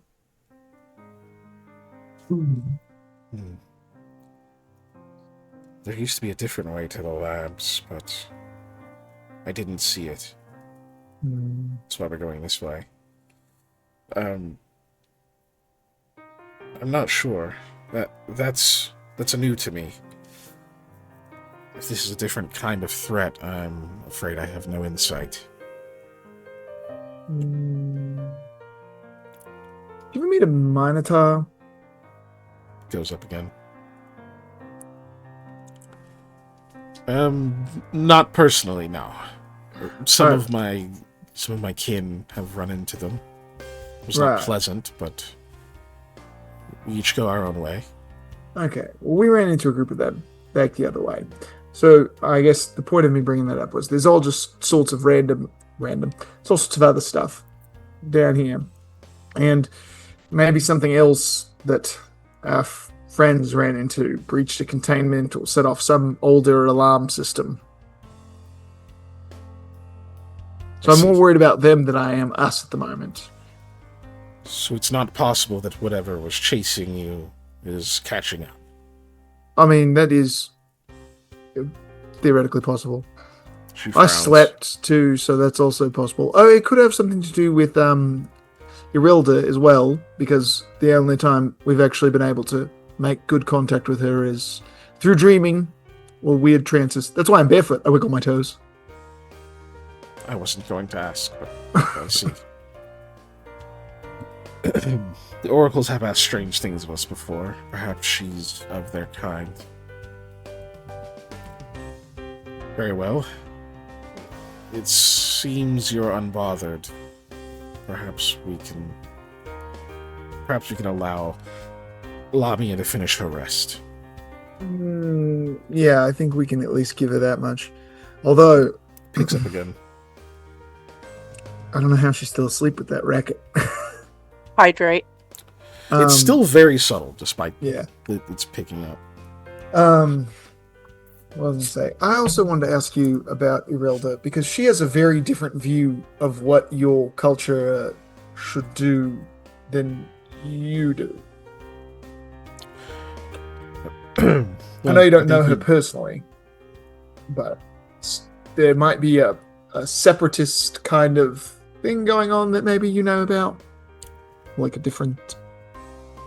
It would have been very minor. Truly, the only rogues we had to deal with would have been extremists wanting to take more by force than we were willing to. You know, we do have a power, others don't. One that is very difficult to combat. We could be the monsters they made us, but as a society, we've chosen not to. But to an individual, sometimes they do not reach the same conclusion. We don't have the luxury of allowing them to slip through and cause problems. Anytime there were extreme dissenting opinions, they had to be detained indefinitely, and sometimes ultimately executed. Interesting. Yeah, she's very on the, isolationist side of things, it seems. Maybe not trusting in the individual ability of people to not step outside that societal framework that you all put in place. There were some like that, yes. A few outcasts that weren't necessarily deemed dangerous. Mm-hmm. Oftentimes, the way to deal with them was to blind them.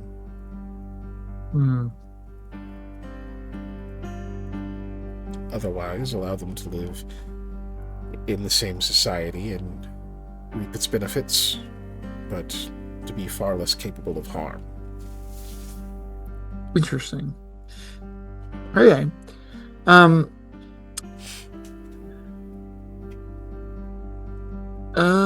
I listen for the sound again as we're talking. She also didn't Still seem there. to trust Bavanko. Wonderful. Do you think it's possible that maybe this person I've met is not in fact one of yours, but is using the guise of your people to attempt to sway our opinion one way or the other? I suppose that's possible, but why would being in the guise of our people sway you? Wow. They obviously think it would for some reason. It's possible as anything else, I suppose. Yeah, I'm just trying to figure out how this all fits together. I feel like I got a lot of pieces, but none of them connect. She nods. The weird noise has a rather sharp uptick. Lamia, go ahead and roll me perception. -10.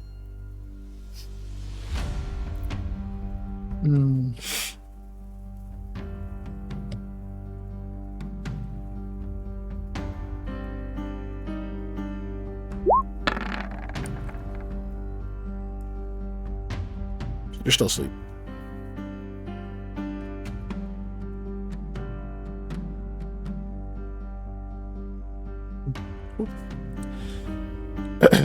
She does kind of frown and look off back behind. I just don't like that. Fan. It abruptly stops. Oh, I like that less for some reason.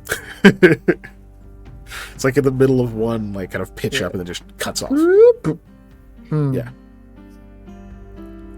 And it leaves the area strangely quiet. Because you had that weird white noise, kind of whatever. So it's now you kind of hear your blood pumping, and you just hear those other things that normally your brain tunes out, but it's so quiet. You're I hear my own heartbeat. This is weird. I'm not even breathing hard. This is weird. But it just has that really odd stillness now. And she actually just stands up very slowly.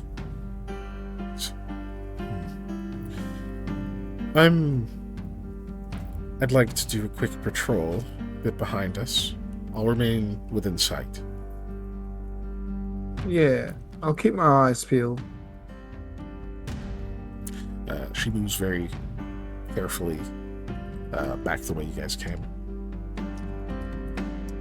I kind of move to the edge of where our camp area is so that I can keep her in good line of sight.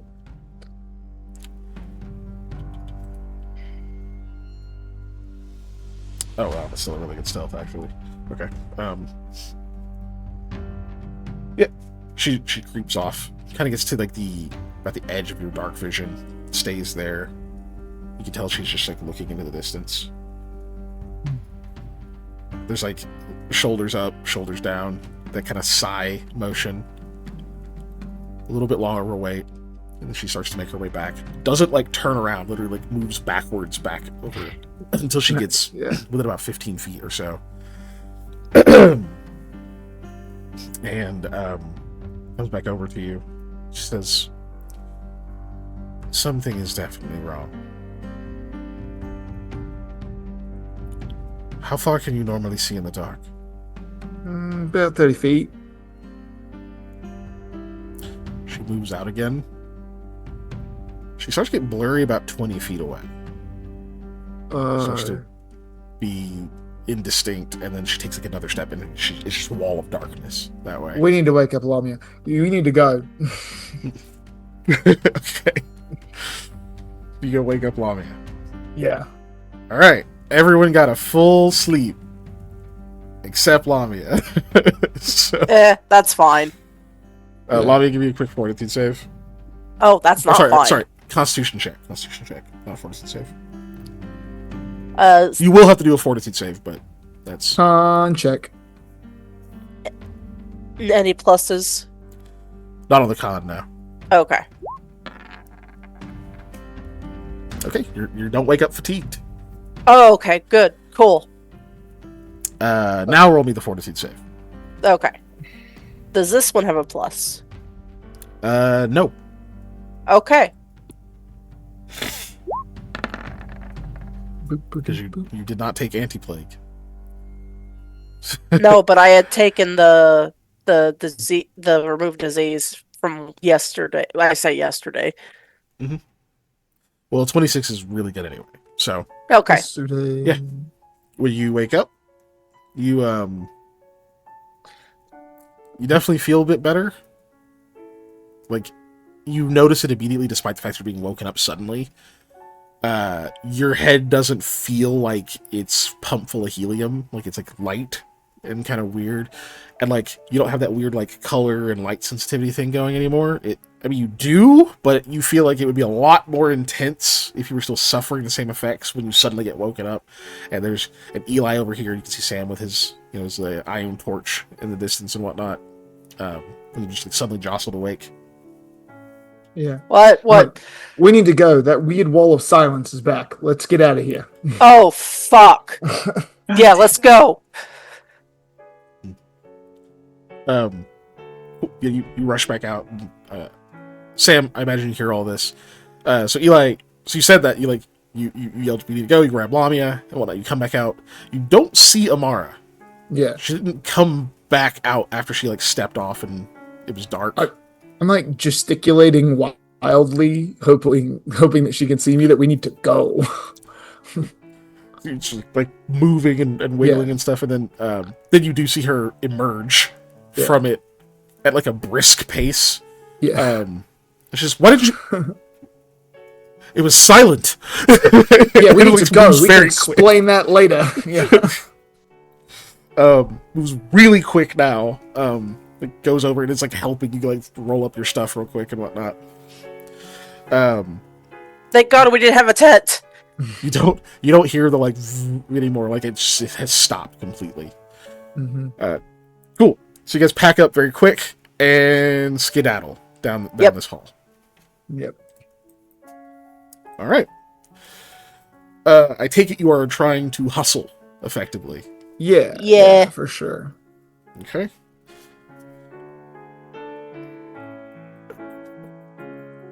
All right. So all I need from each of you, I need a Constitution check. This endurance does apply to this. Lamia, you're gonna have to make 3. Just one con check though. Yep, 1 con check for the rest of these. Whoo! Cool. Anyways. All right. Eli, you're just gonna take this. You're not actually gonna be fatigued, but you do take 3 non-lethal. Sweet. I had mine. Yeah, I'm waiting on you because I'd have to do 3. Yep, you're not That's- fatigued. that's Take 5 non-lethal. Yeah, you're good. Okay, that one's for the hustle. You are fatigued. And then one more. Oh, I was gonna ask for luck die. Hold on. We have that other +4. You should You use have that other other +4. +4. Oh, And do then you you want can me? also roll luck die on top of that if you want to try and make sure you're not fatigued, because you have that +4. Yeah. If you The guys +4 are will cool do with it. that. Yeah, Okay. because this is Yeah, only yeah. your second. This is only your Okay, second yeah, hour. Your push Yeah, then just hour. use the +4. Don't worry about a luck die. Just use the +4. Okay. Okay. So you're not fatigued for the third one. Then. All right. Gross. Okay. Can I use my temporary hero point to make her? You can't give her a reroll. You can give her a +4. Okay. Actually, you can only give her a +2. Now she already rolled. Oh, yeah, that's right. I can only give her +2. She already rolled it. Yeah, never mind then. I'll hold on to that for the next roll. I forgot. I should have used it first. Yeah. I forgot that there's a difference. That is all 3 of those. Cool. So that is 2d6 non-lethal, and you're fatigued. Right, you only take 3 non-lethal, though. Cool. Hey, let me put fatigue on. Okay. While we are attempting to hustle, I will try and sort of explain the silence, but since I didn't experience it, Lamnia is the only one who really experienced it. And then Sam and Lamal were by the thing with you. I was busy checking the holes or the seams in the floor when this all happened. So I don't that was non-lethal? super know. Yes, you said that was non-lethal. Sorry. Okay. I don't super know, so I'm gonna try and ping off of them and defer to get a better understanding of what we're dealing with. I just remember them explaining it and me going, "Oh, we need to not be there." Okay. So for brevity, you guys, all 3 of you, try to explain. Lamia is quickly out of breath, trying to talk and hustle at the same time. Still definitely very tired and just isn't completely awake. But all right, cool. So we got 1 fatigued person. The other 2 you're fine. Oh yeah, I need those from I need the one from Shakira, the one contract. Shakira.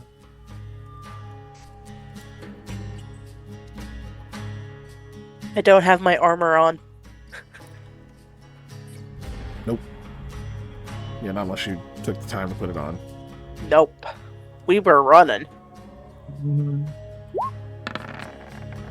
Oh, damn. Yeah, she'll take 6. Just the 5 non-lethal for her. Otherwise good. Mara passes also. She's going to take 5 non-lethal also. But you guys are hurrying. So, as you continue moving quickly down this unworked section of tunnel, every once in a while glancing back and whatnot, it's dark back there. It's almost worse, just that it doesn't seem any different from normal because obviously you're moving away from it. It's not like you can't tell it's chasing you, but you still get this foreboding, there's just sense of just dread coming from that way. Let me see. It is just and you have the ring on, right? I believe you did. Mm-hmm. I do. So in this case, it's just gonna be Lamia. Lamia, I need a will save from you. It's not versus fear, okay, before you ask. Yeah, I had that feeling.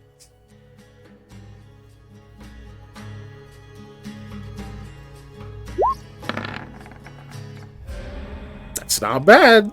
Do you guys mind if I roll solid. luck? No, go for it. Would you? 19. 19? Yep. So with your total of a 19. Cool. So you guys you're not running, let's be clear. You're not gonna be able to run for hours. You're just moving at a brisk pace. Very brisk pace. Maybe even jogging through certain areas when it's flat enough, that kind of thing. Lamia, there's points during this travel, especially when you start to get really tired, you have to really focus. You're trying to talk to them and explain this silence and whatnot, and Amara will talk to you, speak back to you and whatnot, and kind of in these conversations. But you're having that sensation where you're losing time, where you'll be running and it's all of a sudden you wake up and you're like, holy shit, how much time just passed? I could have sworn I was just talking, and nobody else acknowledges it, because to them it's not like you just suddenly stopped talking and had like a dial tone coming out of your mouth. Like, you were just normal. It's just like you'll like have a lapse of like a full 10-15 minutes where you're just like, what?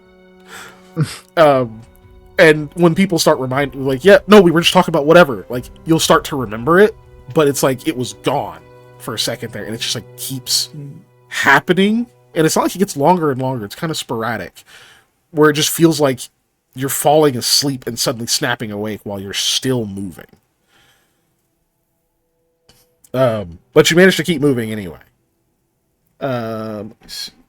So total of 19. Okay, cool. That gets you through 2 hours of travel.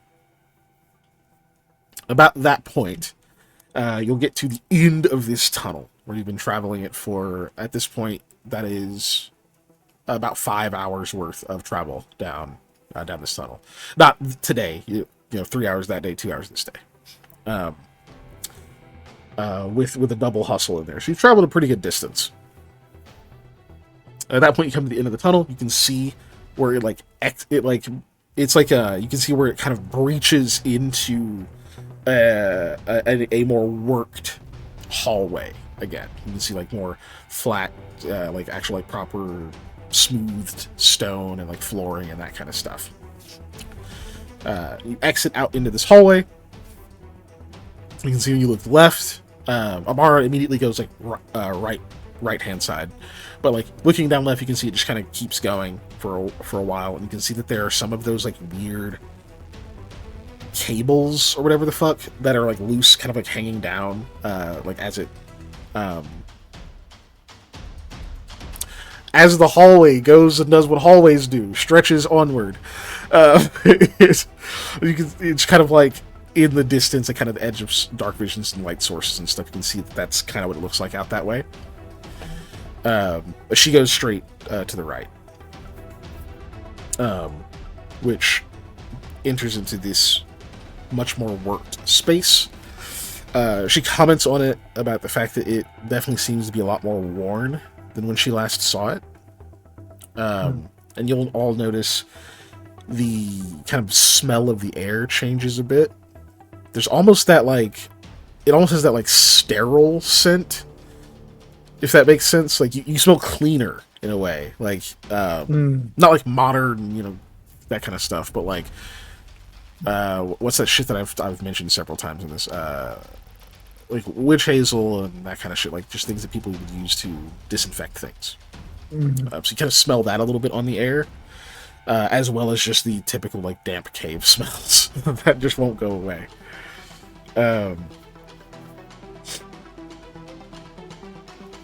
So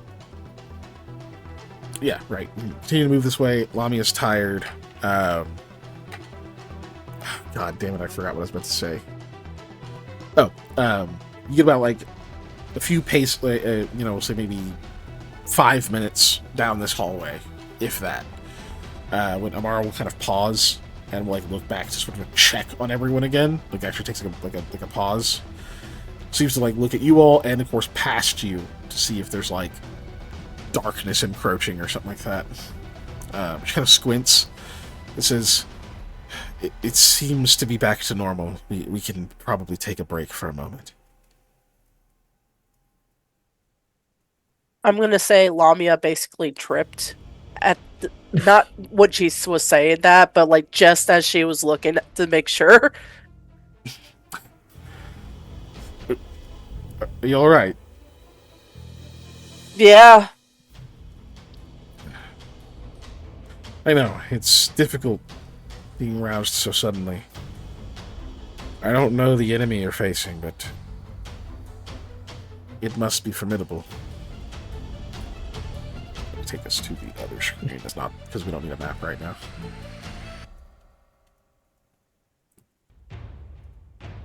We haven't needed a map for a while.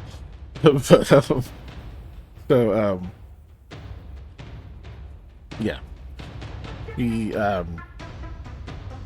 So yeah, she kind of just like leans against the wall and says, take a moment, take a breather, you seem like you need it.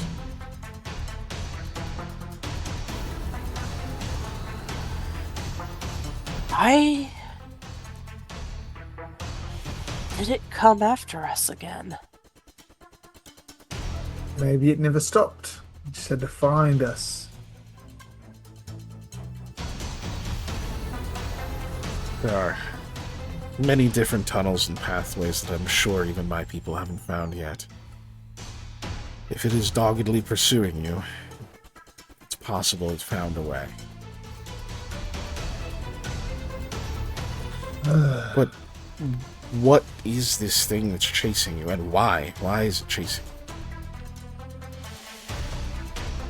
you? Maybe just because we know about it? Is that a way to understand that, Eli?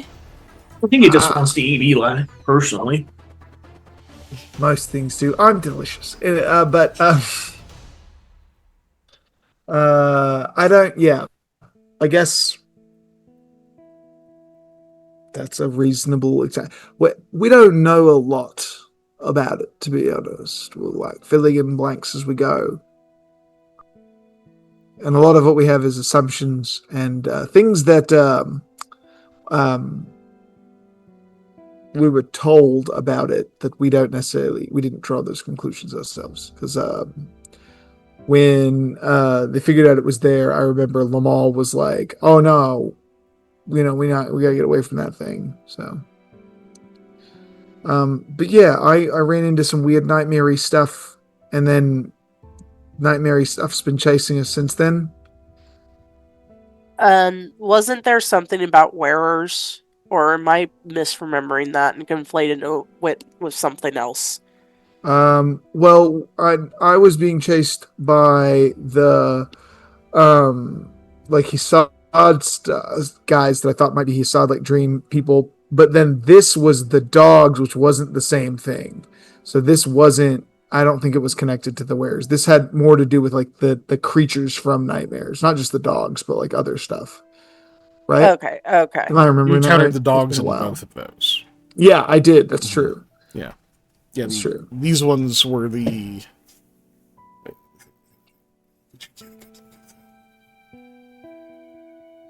Actually, wait. You haven't gotten a good look at these ones, have you?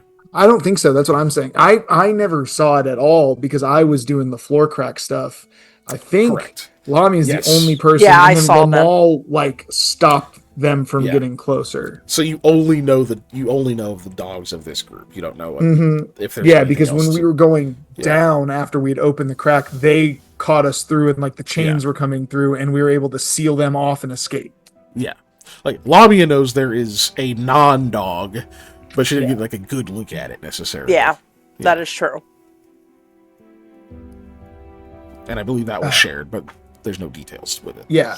So yeah, I guess the answer is we have a lot more questions than we have answers. That's the info we know. We just know that we really don't want to have to find out.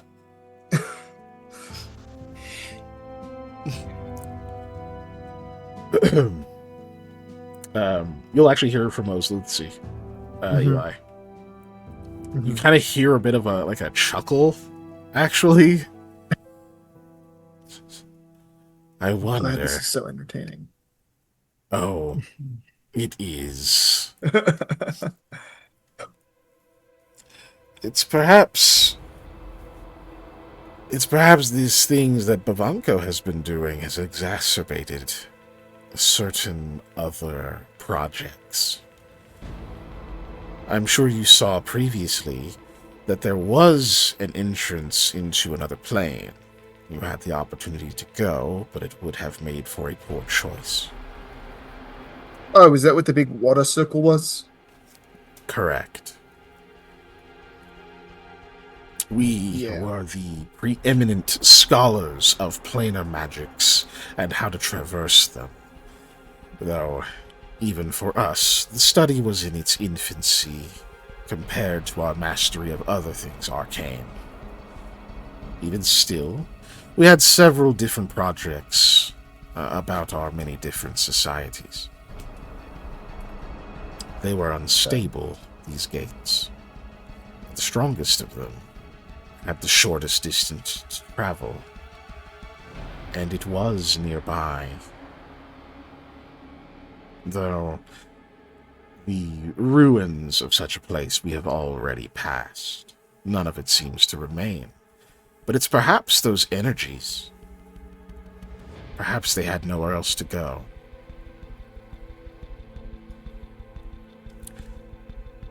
I believe the fabric between the material here, in these tunnels, and especially in our facility, and the veil of sleep is quite thin. It would explain what you've experienced. And it does correspond with the gate that was being managed under my watch. We were searching for a way to traverse the realm of dreams as a way to travel quickly, one place to another, and for the gathering of information. We were not the only ones. Of course, that makes far too much sense. I will do my best to relay that kind of thing to everybody. Be like, okay, so they were like doing experiments on planar movement, and there's something with the planar sleep, and they were like trying to open a portal, and so like people can go in and out here easier than other places. And remember, I said that like Hisad were chasing down that one alchemist guy, and I saw them in the weird rappies, and maybe it's something like that or those guys. Great. So, no really real way to outrun them. With our feet, that's about it. Gotta beat those feet.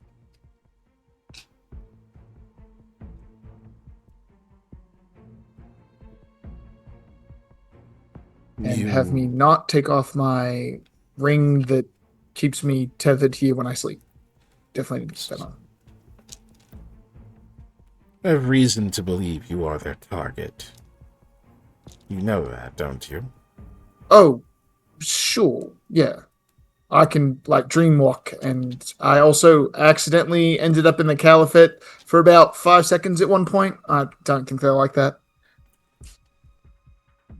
I believe that would be correct.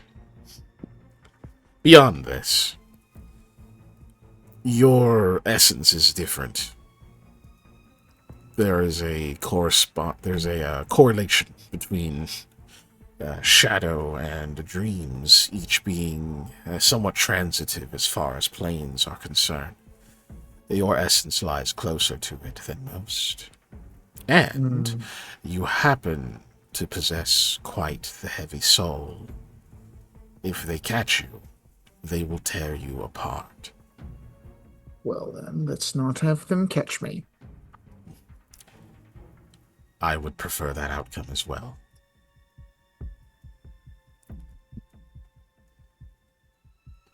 Yeah. Okay, so yeah, they're just like Sam said, they're trying to chase me, probably. Remember Sam and Lamia, actually I think I told you about this, when I like accidentally teleported to the Caliphate, I told you that, and then I teleported back, and then I was like, oh, that was weird, and then I teleported back here because I got like moved around in my dreams, and that one guy tried to kill me. Anyways, that all happened while I was like sleeping, and that's why I have the ring that keeps me from moving around in my sleep. Although I guess it was an amulet first, and then I had to get a ring because the amulet like melted. Okay, anyways, this is probably from that. They're just chasing me around still. Thumbs up. So they're here on the behest of the asshole. I don't know. They might be here on their own volition or something. It's related to that incident. I might have crossed their radar when I just booped back and forth. I actually don't know who sent them. We just know their objective. They could be an independent faction. He just wants somebody who can dreamwalk pretty well. That sense of dread gets more intense. I don't like that. That makes me think we should probably go. What? Okay, sure. Lamia, you feel it too. Oh, wait. No, you know what? You're right, Eli. Yeah, see? It's like every time you turn your back to that tunnel, It's like you can almost imagine that the floor just behind your heels is not there. That there's just a yawning, open chasm just behind you every time you're not looking at it. Point the way, Amara. There's only one way to go. Yeah, she just, I know. She just starts walking. But you do see she like looks over her shoulder again as well. Like you can almost sense the like, oh, she definitely feels the same thing. So you just continue forward. Soon after, you will actually see a faint glow up ahead. It seems to be emanating from an open room at the end of this hallway. It says, "There, that's the labs." I have to admit, it's been a long time, even by my own account, since I took this route. I normally don't come through here.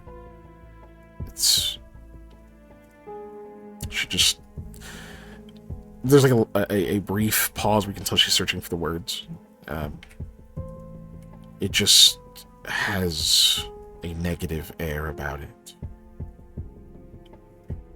When we go through, you can simply tell many bad things happened here. One of our few superstitions.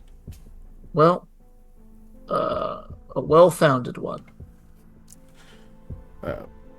She'll kind of go up ahead of you.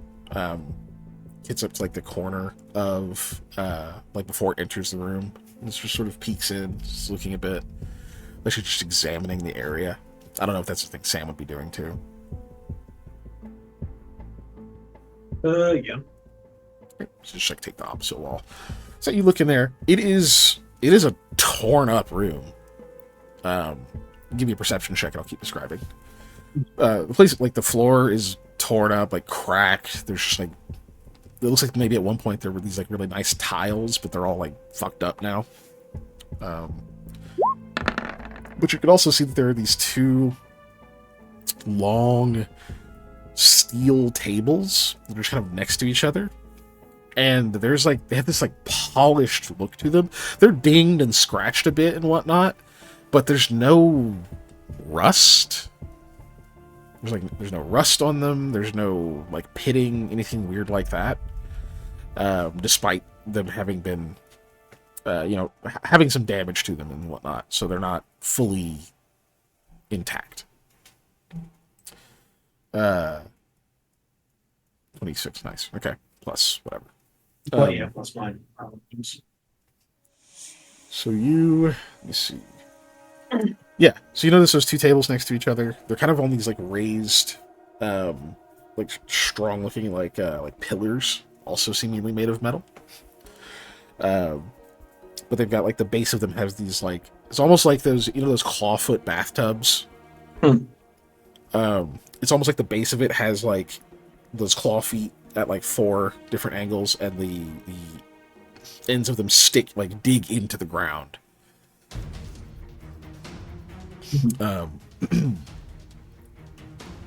On one of them, you can actually see what looks like a blood stain.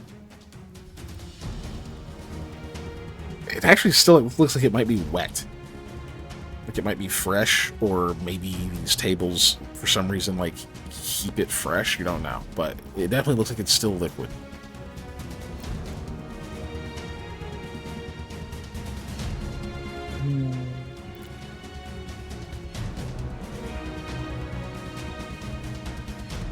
Okay, you don't say anything. Cool.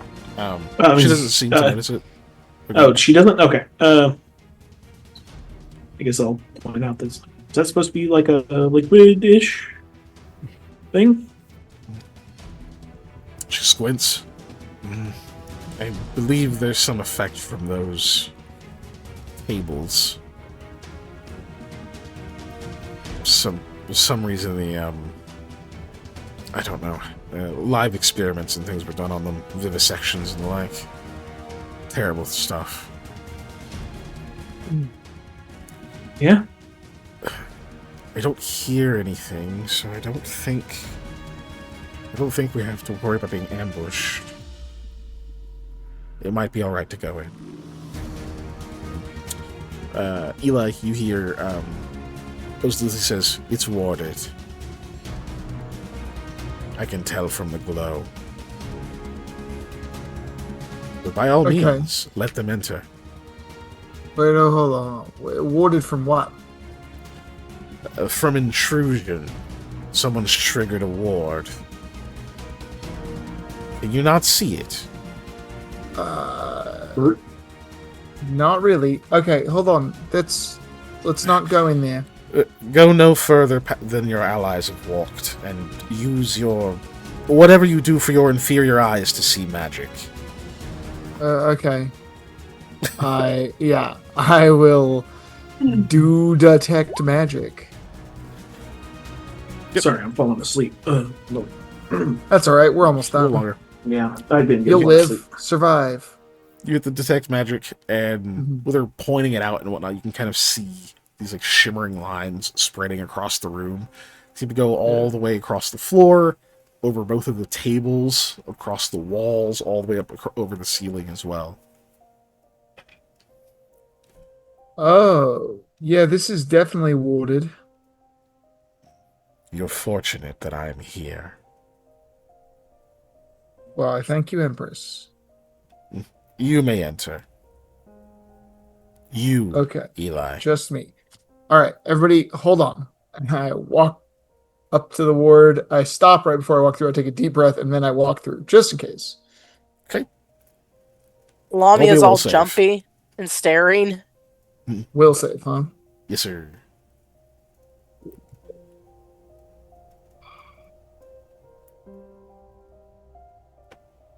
May as well hold on. use the. I was going to say, before I roll this, I'm going to use my temporary hero point.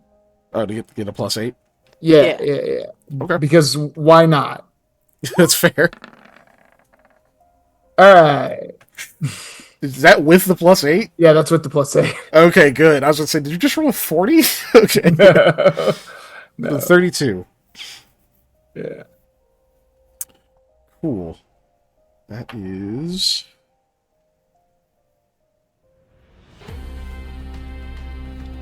Fuck! Okay. I need you to roll that again and take the lesser of the two, but you Okay. still get your +8. It's the Okay, same okay. bonuses. Panda, take a drink of water. Okay. We'll save +8. You really just fucking rolled. Okay. I just rolled the same thing twice. He cannot take the lesser. They are equal to. I think that means you have to roll a third time now. Okay. So what happens? You step through. You take a breath. You step through, and like immediately, all of these like lines you can see, these like runes and things tracing the entire room, they just snap around you, almost like if you imagine you had like one of those rubber band balls, but instead of being all rubber bands, it was surrounding like a baseball. Okay? Okay. You've got like all the rubber bands as tight as they could possibly go, and you make the baseball disappear. It's like that.